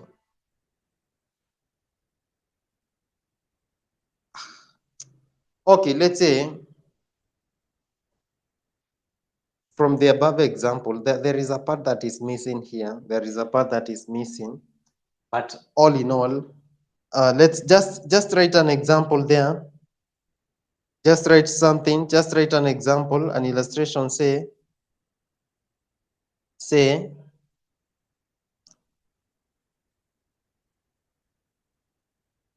an investor intends to invest. An investor intends to invest shilling 60,000 at the end of each year for 4 years. An investor intends to invest shilling 60,000 at the end of each year for 4 years. At the end of each year for 4 years.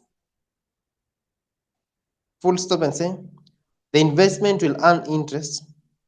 The investment will earn interest at a rate of 20%. The investment will earn interest at a rate of 20% compounded annually. The investment will earn interest at a rate of 20% compounded annually. Compounded annually. Full stop. Determine the future value. Determine the future value of the investment. Determine the future value of the investment after 4 years. Determine the future value of the investment after 4 years. Determine the future value of the investment after 4 years. After 4 years. Now,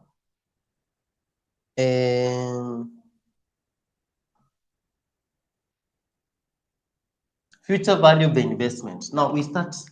This is how you should be approaching these questions. You first analyze the question. For example, here we are saying amount to invest is 60,000 at the end of each year. So annuity. We say annuity.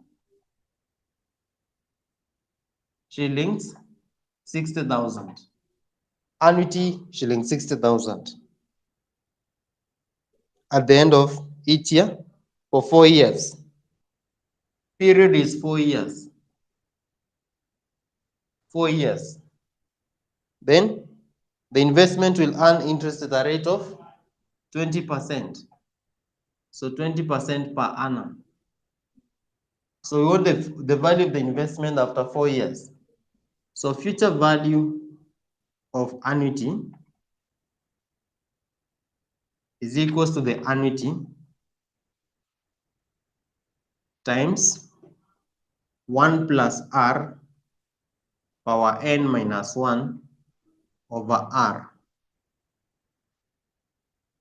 So here you say 16,000 times 1 plus 0.2 power 4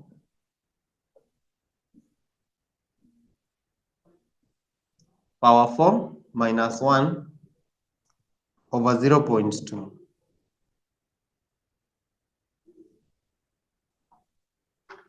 So get the value of the investment after 4 years. Then I show you another way of doing it.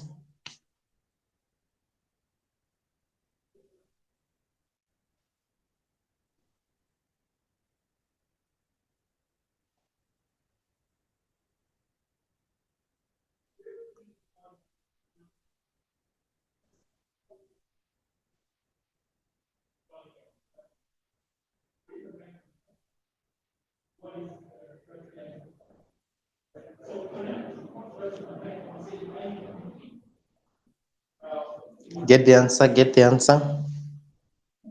Get the answer.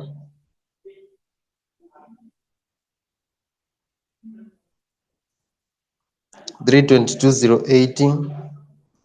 $322,080. Another person.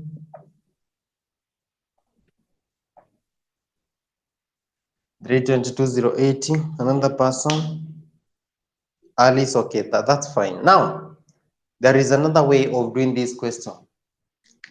So this is now, you say period. Period. 1, 2, 3, 4.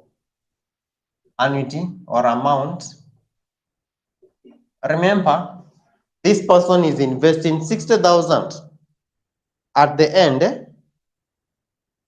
Yeah, at the end of each period. 16. 16. 16. 16. At the end of each period, this person is investing 60. So here you say 1 plus r power n. If we want to treat each amount as a lump sum, then here we will have future value. Future value. So here we will have 1 plus r. 1 plus r. This is 0.2. 0.2. 1 plus 0.2. 1 plus 0.2. 1 plus 0.2. 0.2. 1 plus 0.2. So before that, we know we've not put n. That is what I want to illustrate here. That is what I want to illustrate here. So we are 0. We always start at 0. 0 means now 1, 2, 3, 4.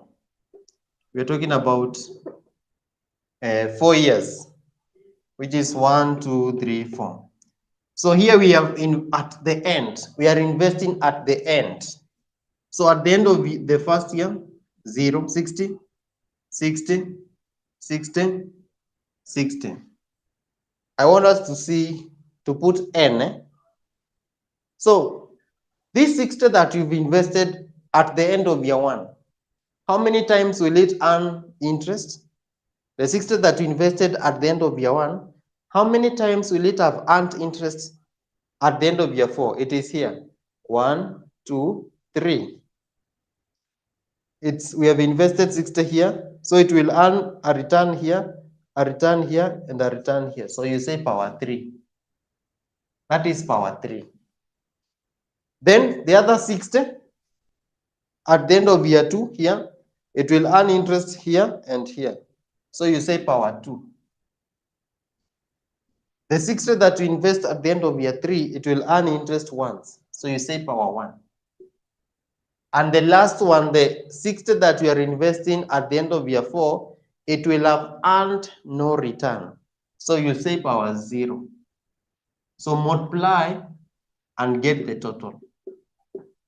If you multiply and get the total, we should be getting the same answer as this. We should be getting the same answer as this. So the reason why I just want you to get the concept, the concept here of power what, power what, power what.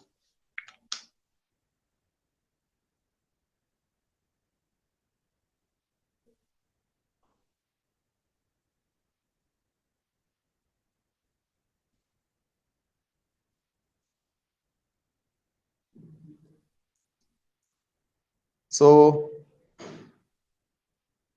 103,680 must be the first one. 103,680.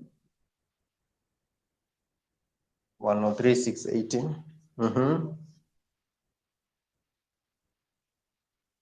86,400.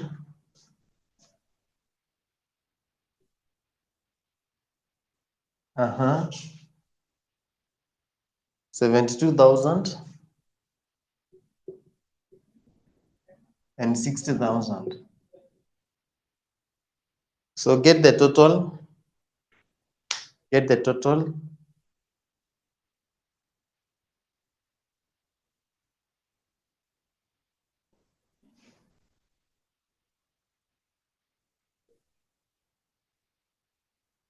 $322,088. Yeah.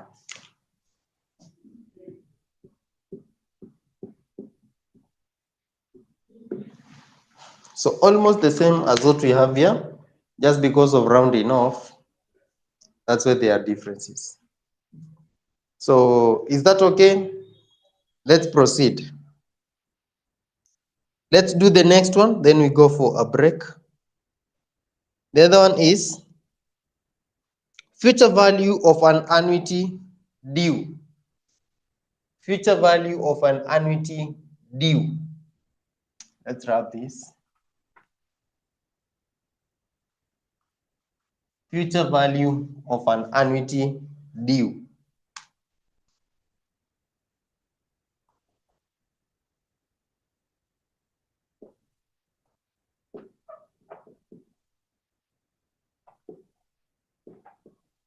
Now, what we have talked about here, it is an annuity that occurs at the end of the period. So here we had 60. If an annuity occurs at the end of the period, like in this case, that is what we've done in part B. But now we have what we call, okay, fine, Alice, 080, okay, fine. So future value of an annuity, this is when the amount is invested or paid at the beginning of the year, at the beginning of the year.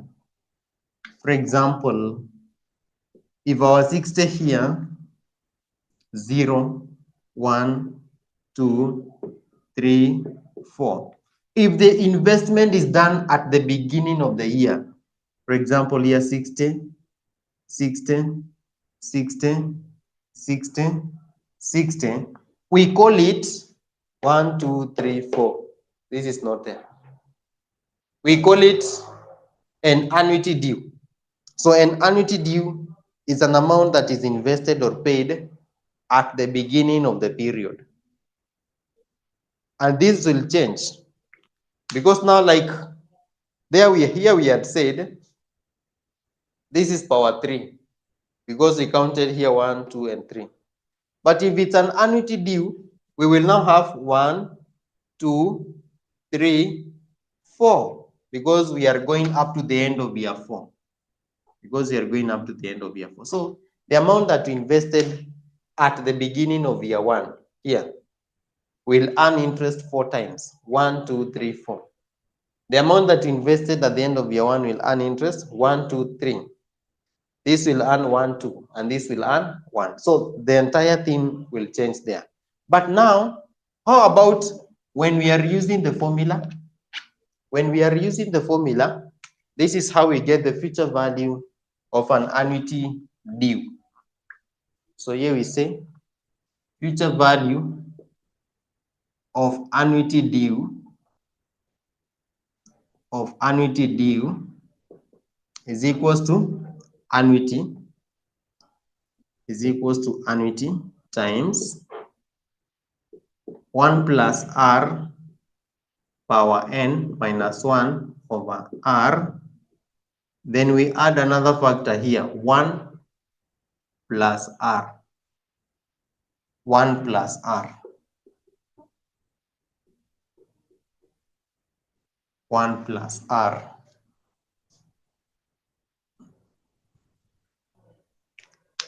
1 plus r power n minus 1 over r times 1 plus r. So this is now what caters for the element of investing at the beginning of the period. So you can write that.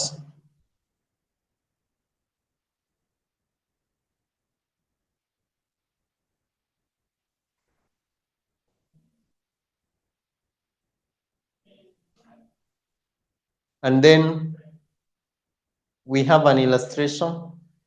So back to the handout, there is an illustration. Finding value of an annuity due. We have an illustration for that. If you can check in the handout, they're saying, assuming the above example, the investment is made at the beginning of the year rather than at the end. So example, what is the value of shillings 100,000 investment annually at the beginning of each of the next 5 years at an interest rate of 12%? So let's do that.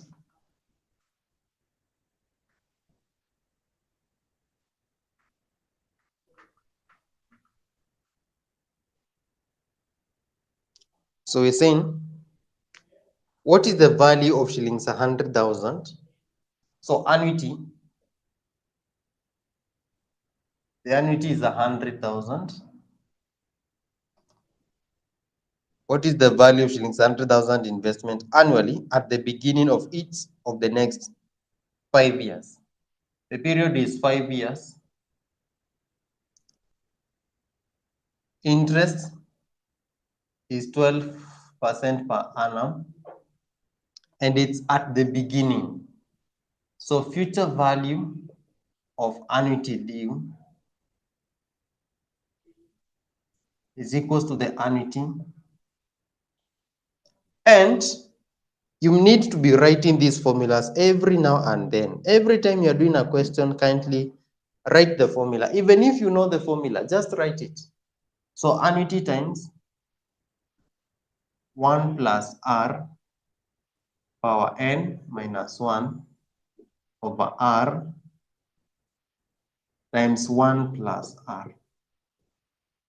So annuity is 100,000 times 1 plus 0.12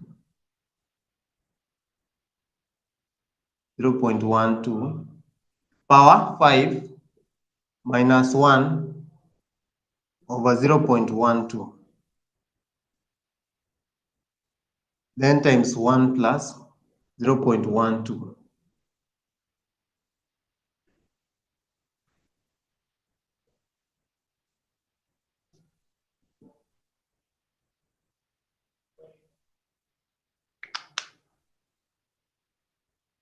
So get the value. Then we are going to use this method to see.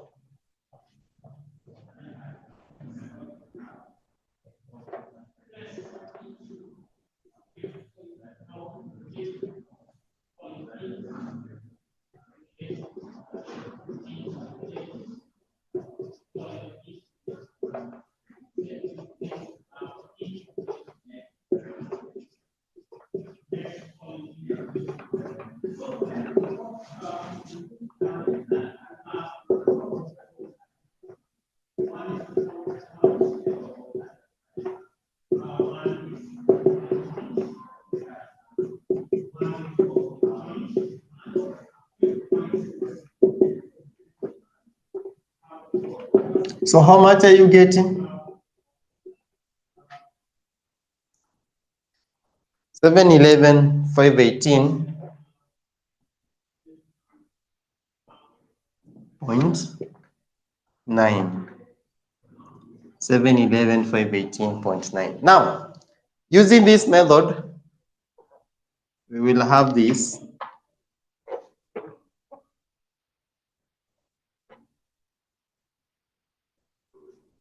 We will have here 0 here.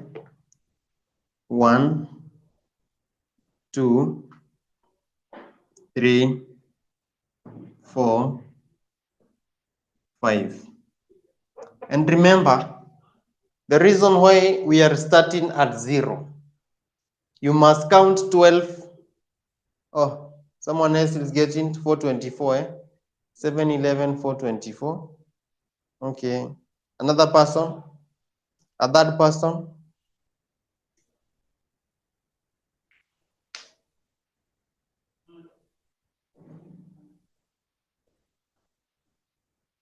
Okay, let's continue as we wait. So, 513, 518, around that range. Now, so I'm saying we start at 0 because we must count 518. Okay, fine. Let's go with 518. We must count 12 months before we call it a year. So we are saying we are investing 100,000 at the beginning of each year. 100,000, 100,000, 100,000, 100,000. Remember, the end of year 1 is the beginning of year 2. So this 100,000 here we are investing at the beginning of year 2, which is the end of year 1. So we are saying this first 100,000 that was invested at the beginning of year 1, how many times will it earn interest in a period of 5 years? 1, 2, 3, 4, 5. So you say power 5. The other one is power 4, power 3, power 2, and power 1. The last one that we are investing at the beginning of year 5, it will also earn interest during year 5. So at the end of year 5, it will have earned once. That is why we are saying power 1. If you do the future value here, you're supposed to get almost the same answer as what you're getting here. So just check whether you're getting the same.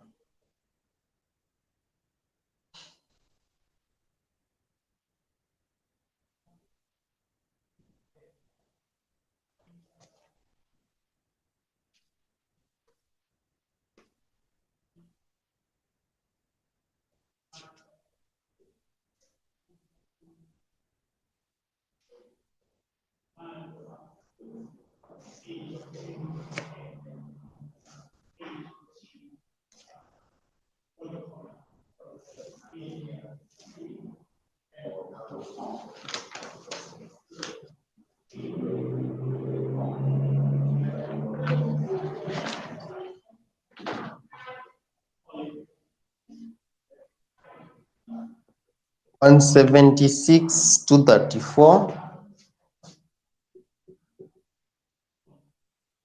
point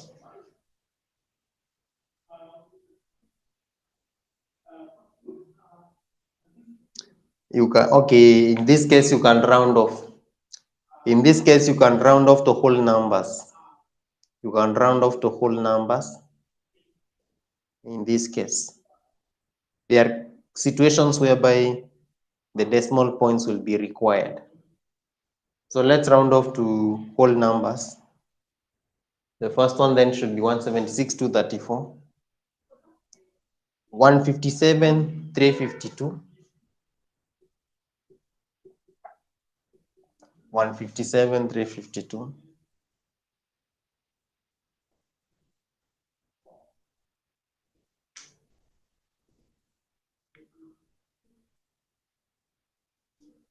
next 144, 93,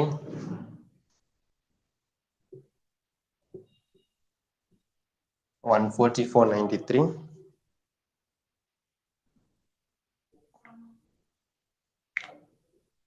125 for 40, 125 for 40, and 112,000. So get the sum.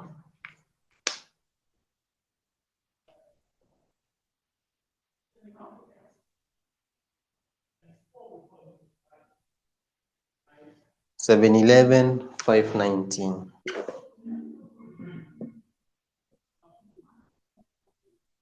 $711,519. Now the reason why we are doing these two methods, this is very short. This is like a shortcut, but we are doing this method so that you can get the concept, because there are questions that will tell you that the amounts were invested at the beginning, the amounts were invested at the end of the period, this and this was happening. So this one is very important. Kindly get the concept.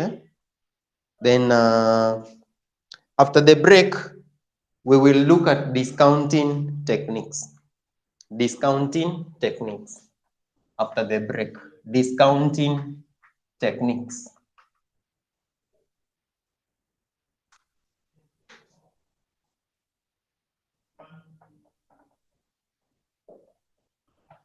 Discounting techniques.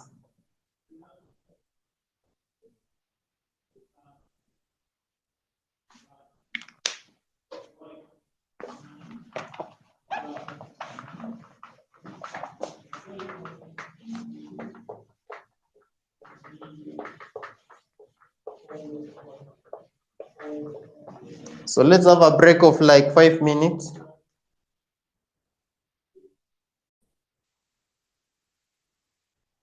And as we've said,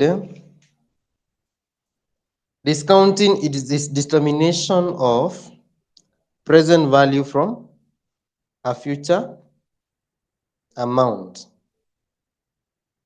Determination of present value from a future amount is what we call discounting, or rather, yeah, discounting. So we start with the first one. Present value of a lump sum.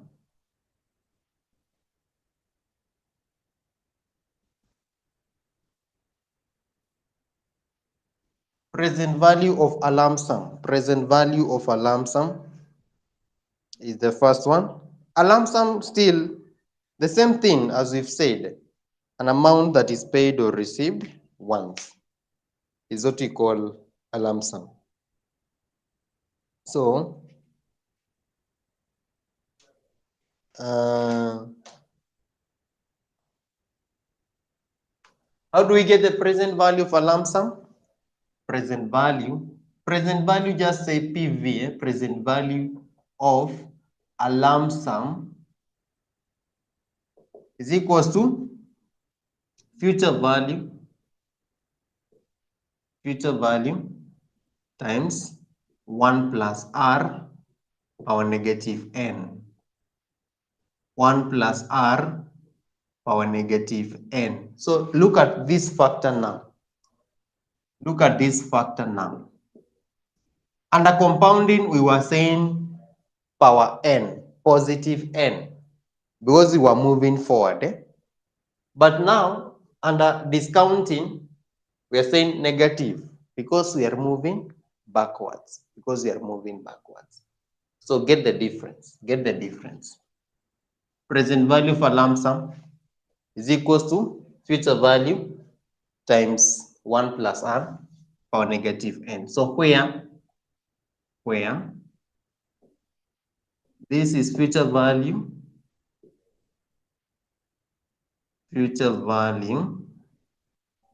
R is we said is the required rate of return.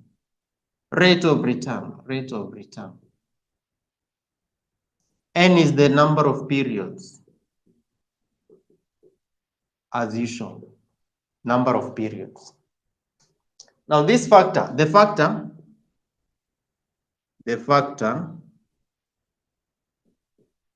1 plus R power negative n, the factor 1 plus R power negative n, we call it present value interest factor.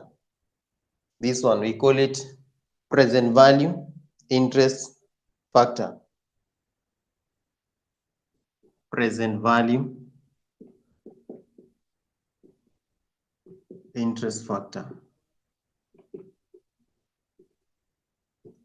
In this one, we can read from the tables. So present value interest factor, which is indicated as this present value interest factor, R percent power n. Present value interest factor, R percent power n. So let me share with you the present value interest factor tables.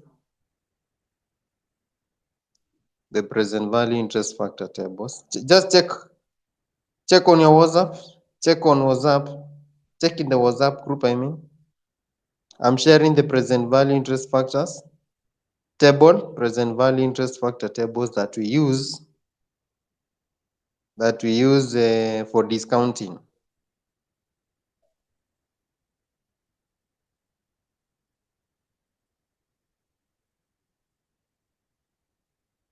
Present value interest factor tables that we use for discounting, I have shared.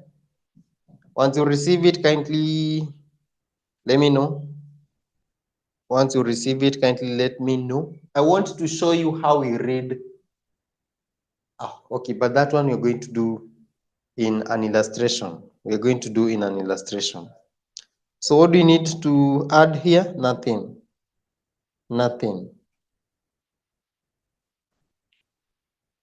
So when we are using tables, we say present value of a lump sum with tables.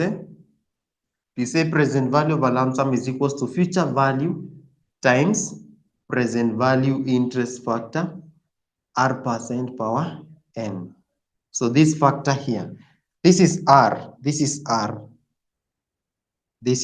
percent power n. Present value for lump sum is equal to future value times present value interest factor, R percent power. Because this factor should give us same figure as we have here. So let's have an example. I want to believe we have an example there. Let's go to discounting. Skip issues to do with quarterly discounting and semi-annually discounting. Let us go to discounting techniques. And we have an example there.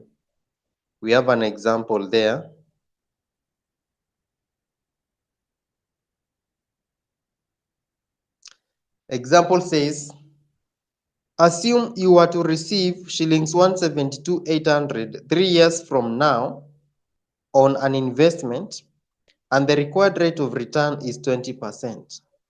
What amount would you receive today to be indifferent? So we are saying, assume you were to receive shillings 172,800 3 years from now on an investment, and the required rate of return is 20%.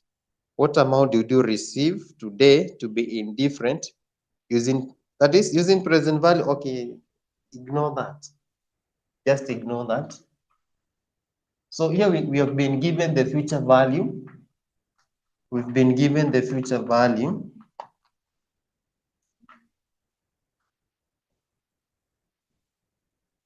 So here we're saying future value, it is the amount that you will receive in future. 172,800. Assume you are to receive 172,800 3 years from now, and 3 years. And the rate of interest is 20%. 20% per annum. So here we will say present value is equals to future value 1 plus r power negative n. Power negative n. So present value is equals to 172,800 times 1 plus 0.2 power negative 3 power negative 3.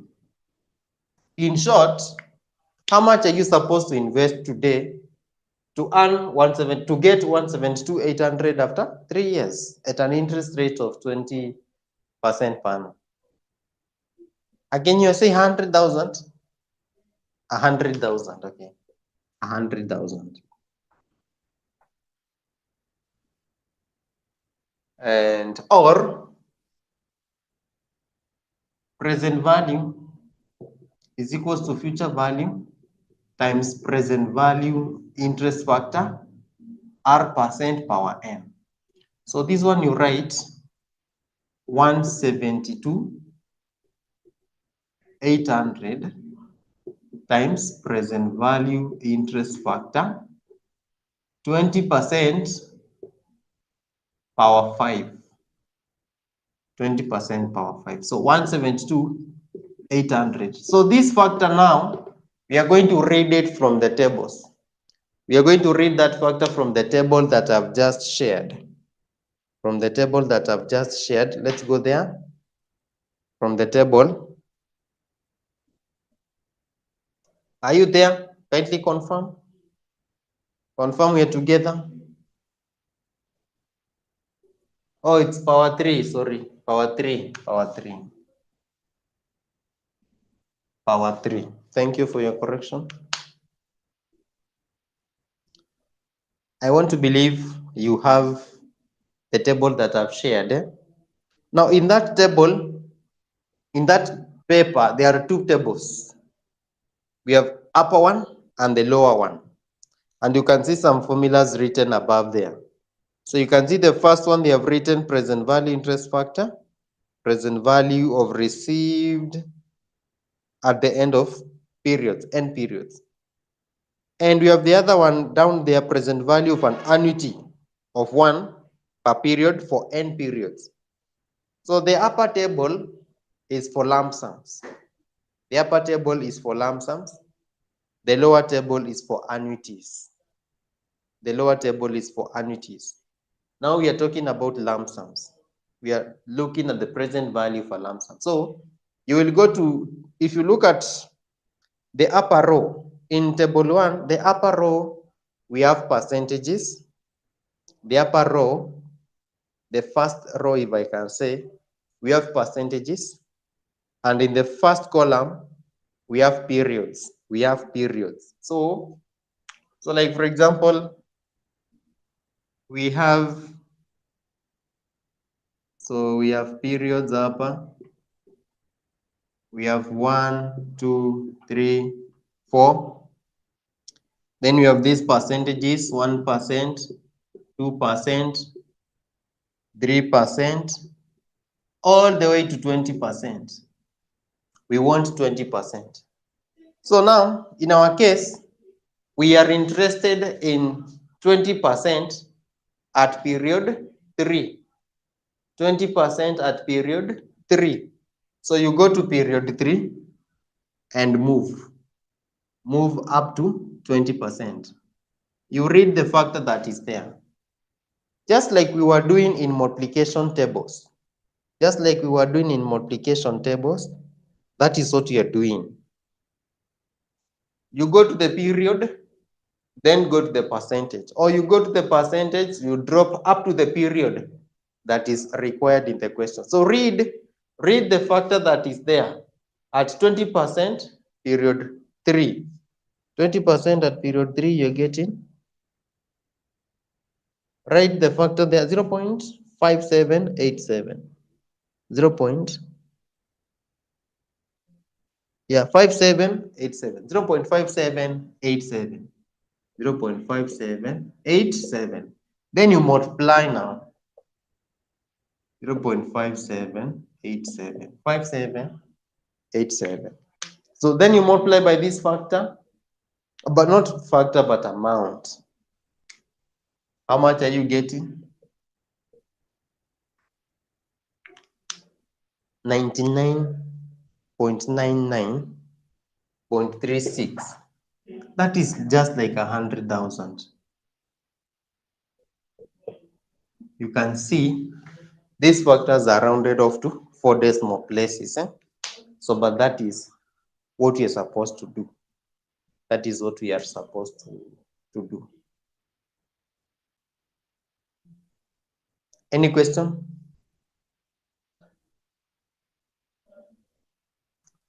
Any question? Okay, fine. If no question, we proceed. Present value, present value of an annuity. Present value of an annuity. Present value of an annuity. We have seen what an annuity is. Present value of an annuity.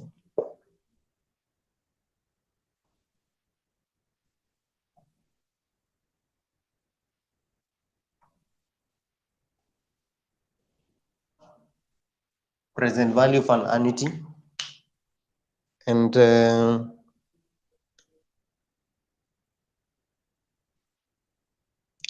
present value of an annuity, we say present value of annuity is equals to the annuity times 1 minus 1 plus r power negative n over r. So have that. Present value of an annuity is equals to the annuity times 1 minus 1 plus r power negative n over r.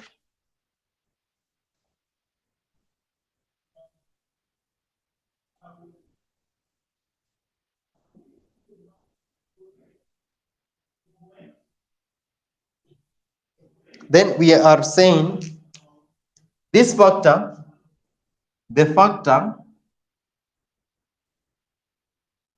1 plus 1 minus 1 plus r power negative n over r is called present value interest factor of an annuity, r% power n. Present value interest factor of an annuity, r% power n. Thus, present value of an annuity is equals to the annuity times present value interest factor annuity, r% power n, r percent power n.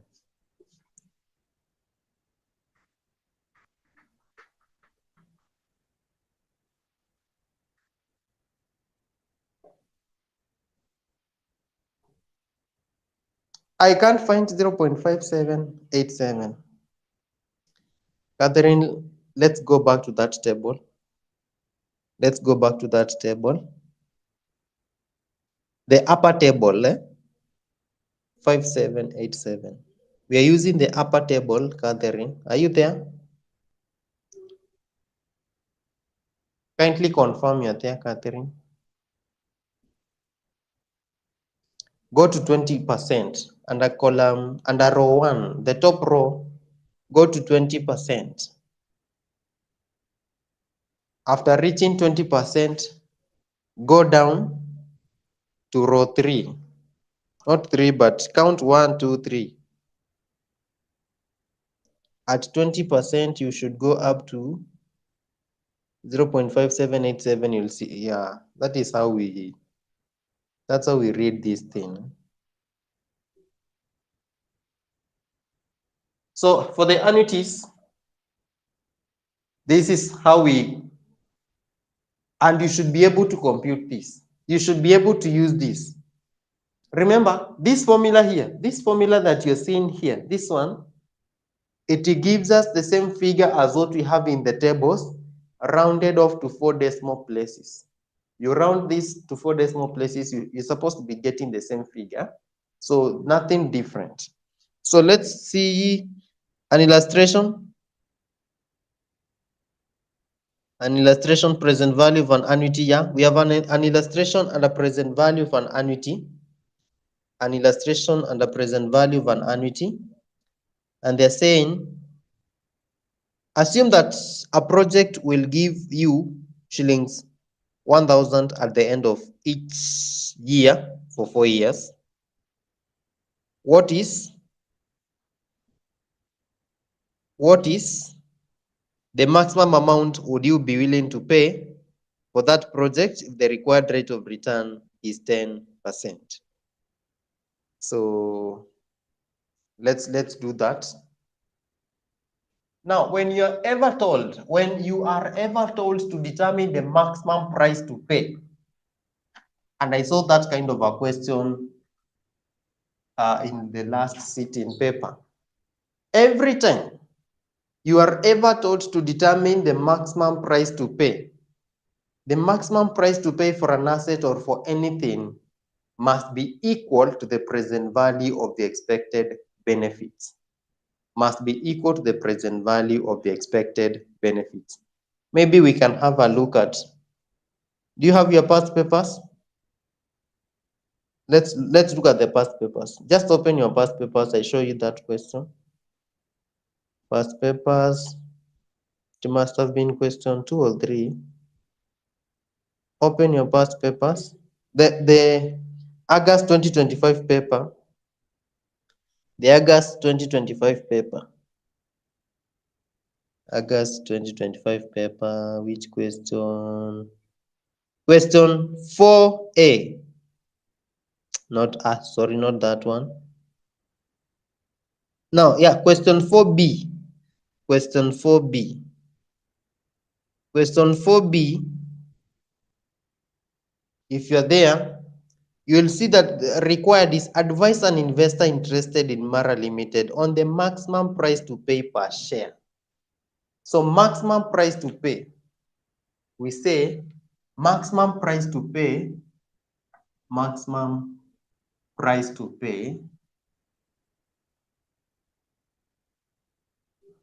is equal to present value of all expected benefits or cash flows. Benefits or cash flows. So if it's a share, to get the maximum price to pay for a share, it is the present value of all expected dividends from that share. If it is an asset, like for example, you want to buy a motor vehicle for commercial purposes, the maximum price that you're supposed to pay for that motor vehicle, it is the present value of all what you're expecting to earn from it. So that is what this question says. So back to the question. So what I'm trying to say is that some of these things you don't need to forget. Like I'm sure this is something that I repeated a number of times last semester. And you see it came in the exam. So maximum price to pay, kindly note, because it's a concept that will keep on applying. Back to our illustration. So they're saying, assume that a project will give you shillings 1,000 at the end of each year for 4 years. Annuity is shillings 1,000. Number of periods is 4 years. 4 years. And they're saying, what is the maximum amount would you be willing to pay for that project if the required rate of return is 10? R is 10. R is 10%. So maximum price to pay, this is present value of annuity. This is the present value of our annuity. So present value of an annuity, present value of annuity is equals to the annuity times 1 minus 1 plus R power N over R. So our annuity here is 1,000 times 1 minus 1 plus 1 minus 1 plus 0.1 power negative 4 over 0.1.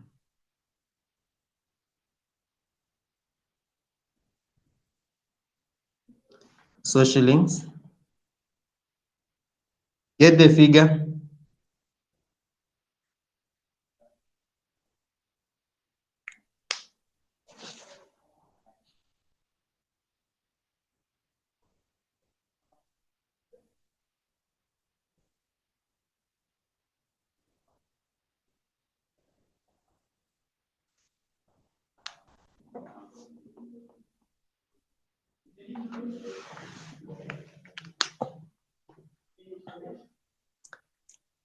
How much are you getting?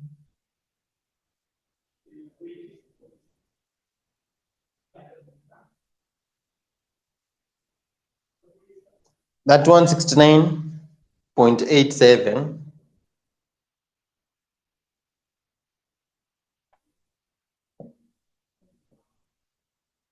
That 169.87. Another person. That 169.87. Another person.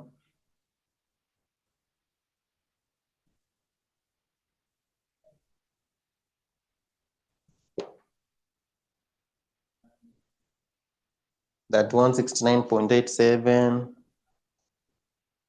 We are waiting for another answer.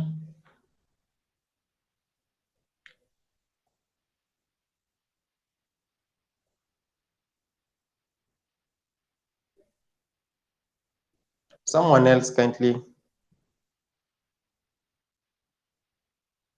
Okay, let's assume that is the correct answer. There are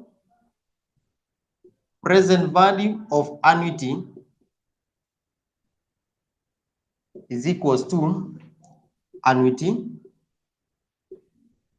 times present value interest factor annuity R percent power N. So here 1,000 times present value interest factor annuity 10% at period 4. 10% at period 4. So 1,000 times. So now let's go back to the tables. Let's go back to the tables. So thank you, Tambua. Back to the table. We are using the lower table now. We are using the lower table now because this is an annuity. Go to 10%, drop up to period 4. Go to 10%, drop up to period 4. 10% to up to period 4, we have 3.1699. Oh no, just give me the factor. 10% at period 4 in the lower table. So I'm saying 3.1699. 3.1699. So you can see we are getting the same thing. That 169.9. That 169.9. I want to believe you've all been able to read the table. Yeah.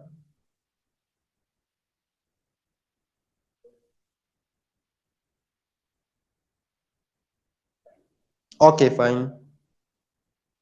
Next, we look at present value of annuity due. That is next time. We'll pick from that point next time. Number 3, present value of annuity due. Present value of annuity due. I believe we'll be able to look at all the factors, then we proceed to something else. Now, as I said, this is very important. Make sure, and that is why I don't want to rush. I do not want to rush because this concept is very important. If you get it at this point, you will have no problem going forward. You'll be very much okay. So make sure you repeat these concepts, do the illustrations that you've done. In case of any question, you will ask. Any question for now? Any question before we close? Any comment before we close? Yes? Okay, fine. If no question, we are going to close at that point. See you on Saturday. See you on Saturday. And enjoy, or rather have a good night. Have a good night.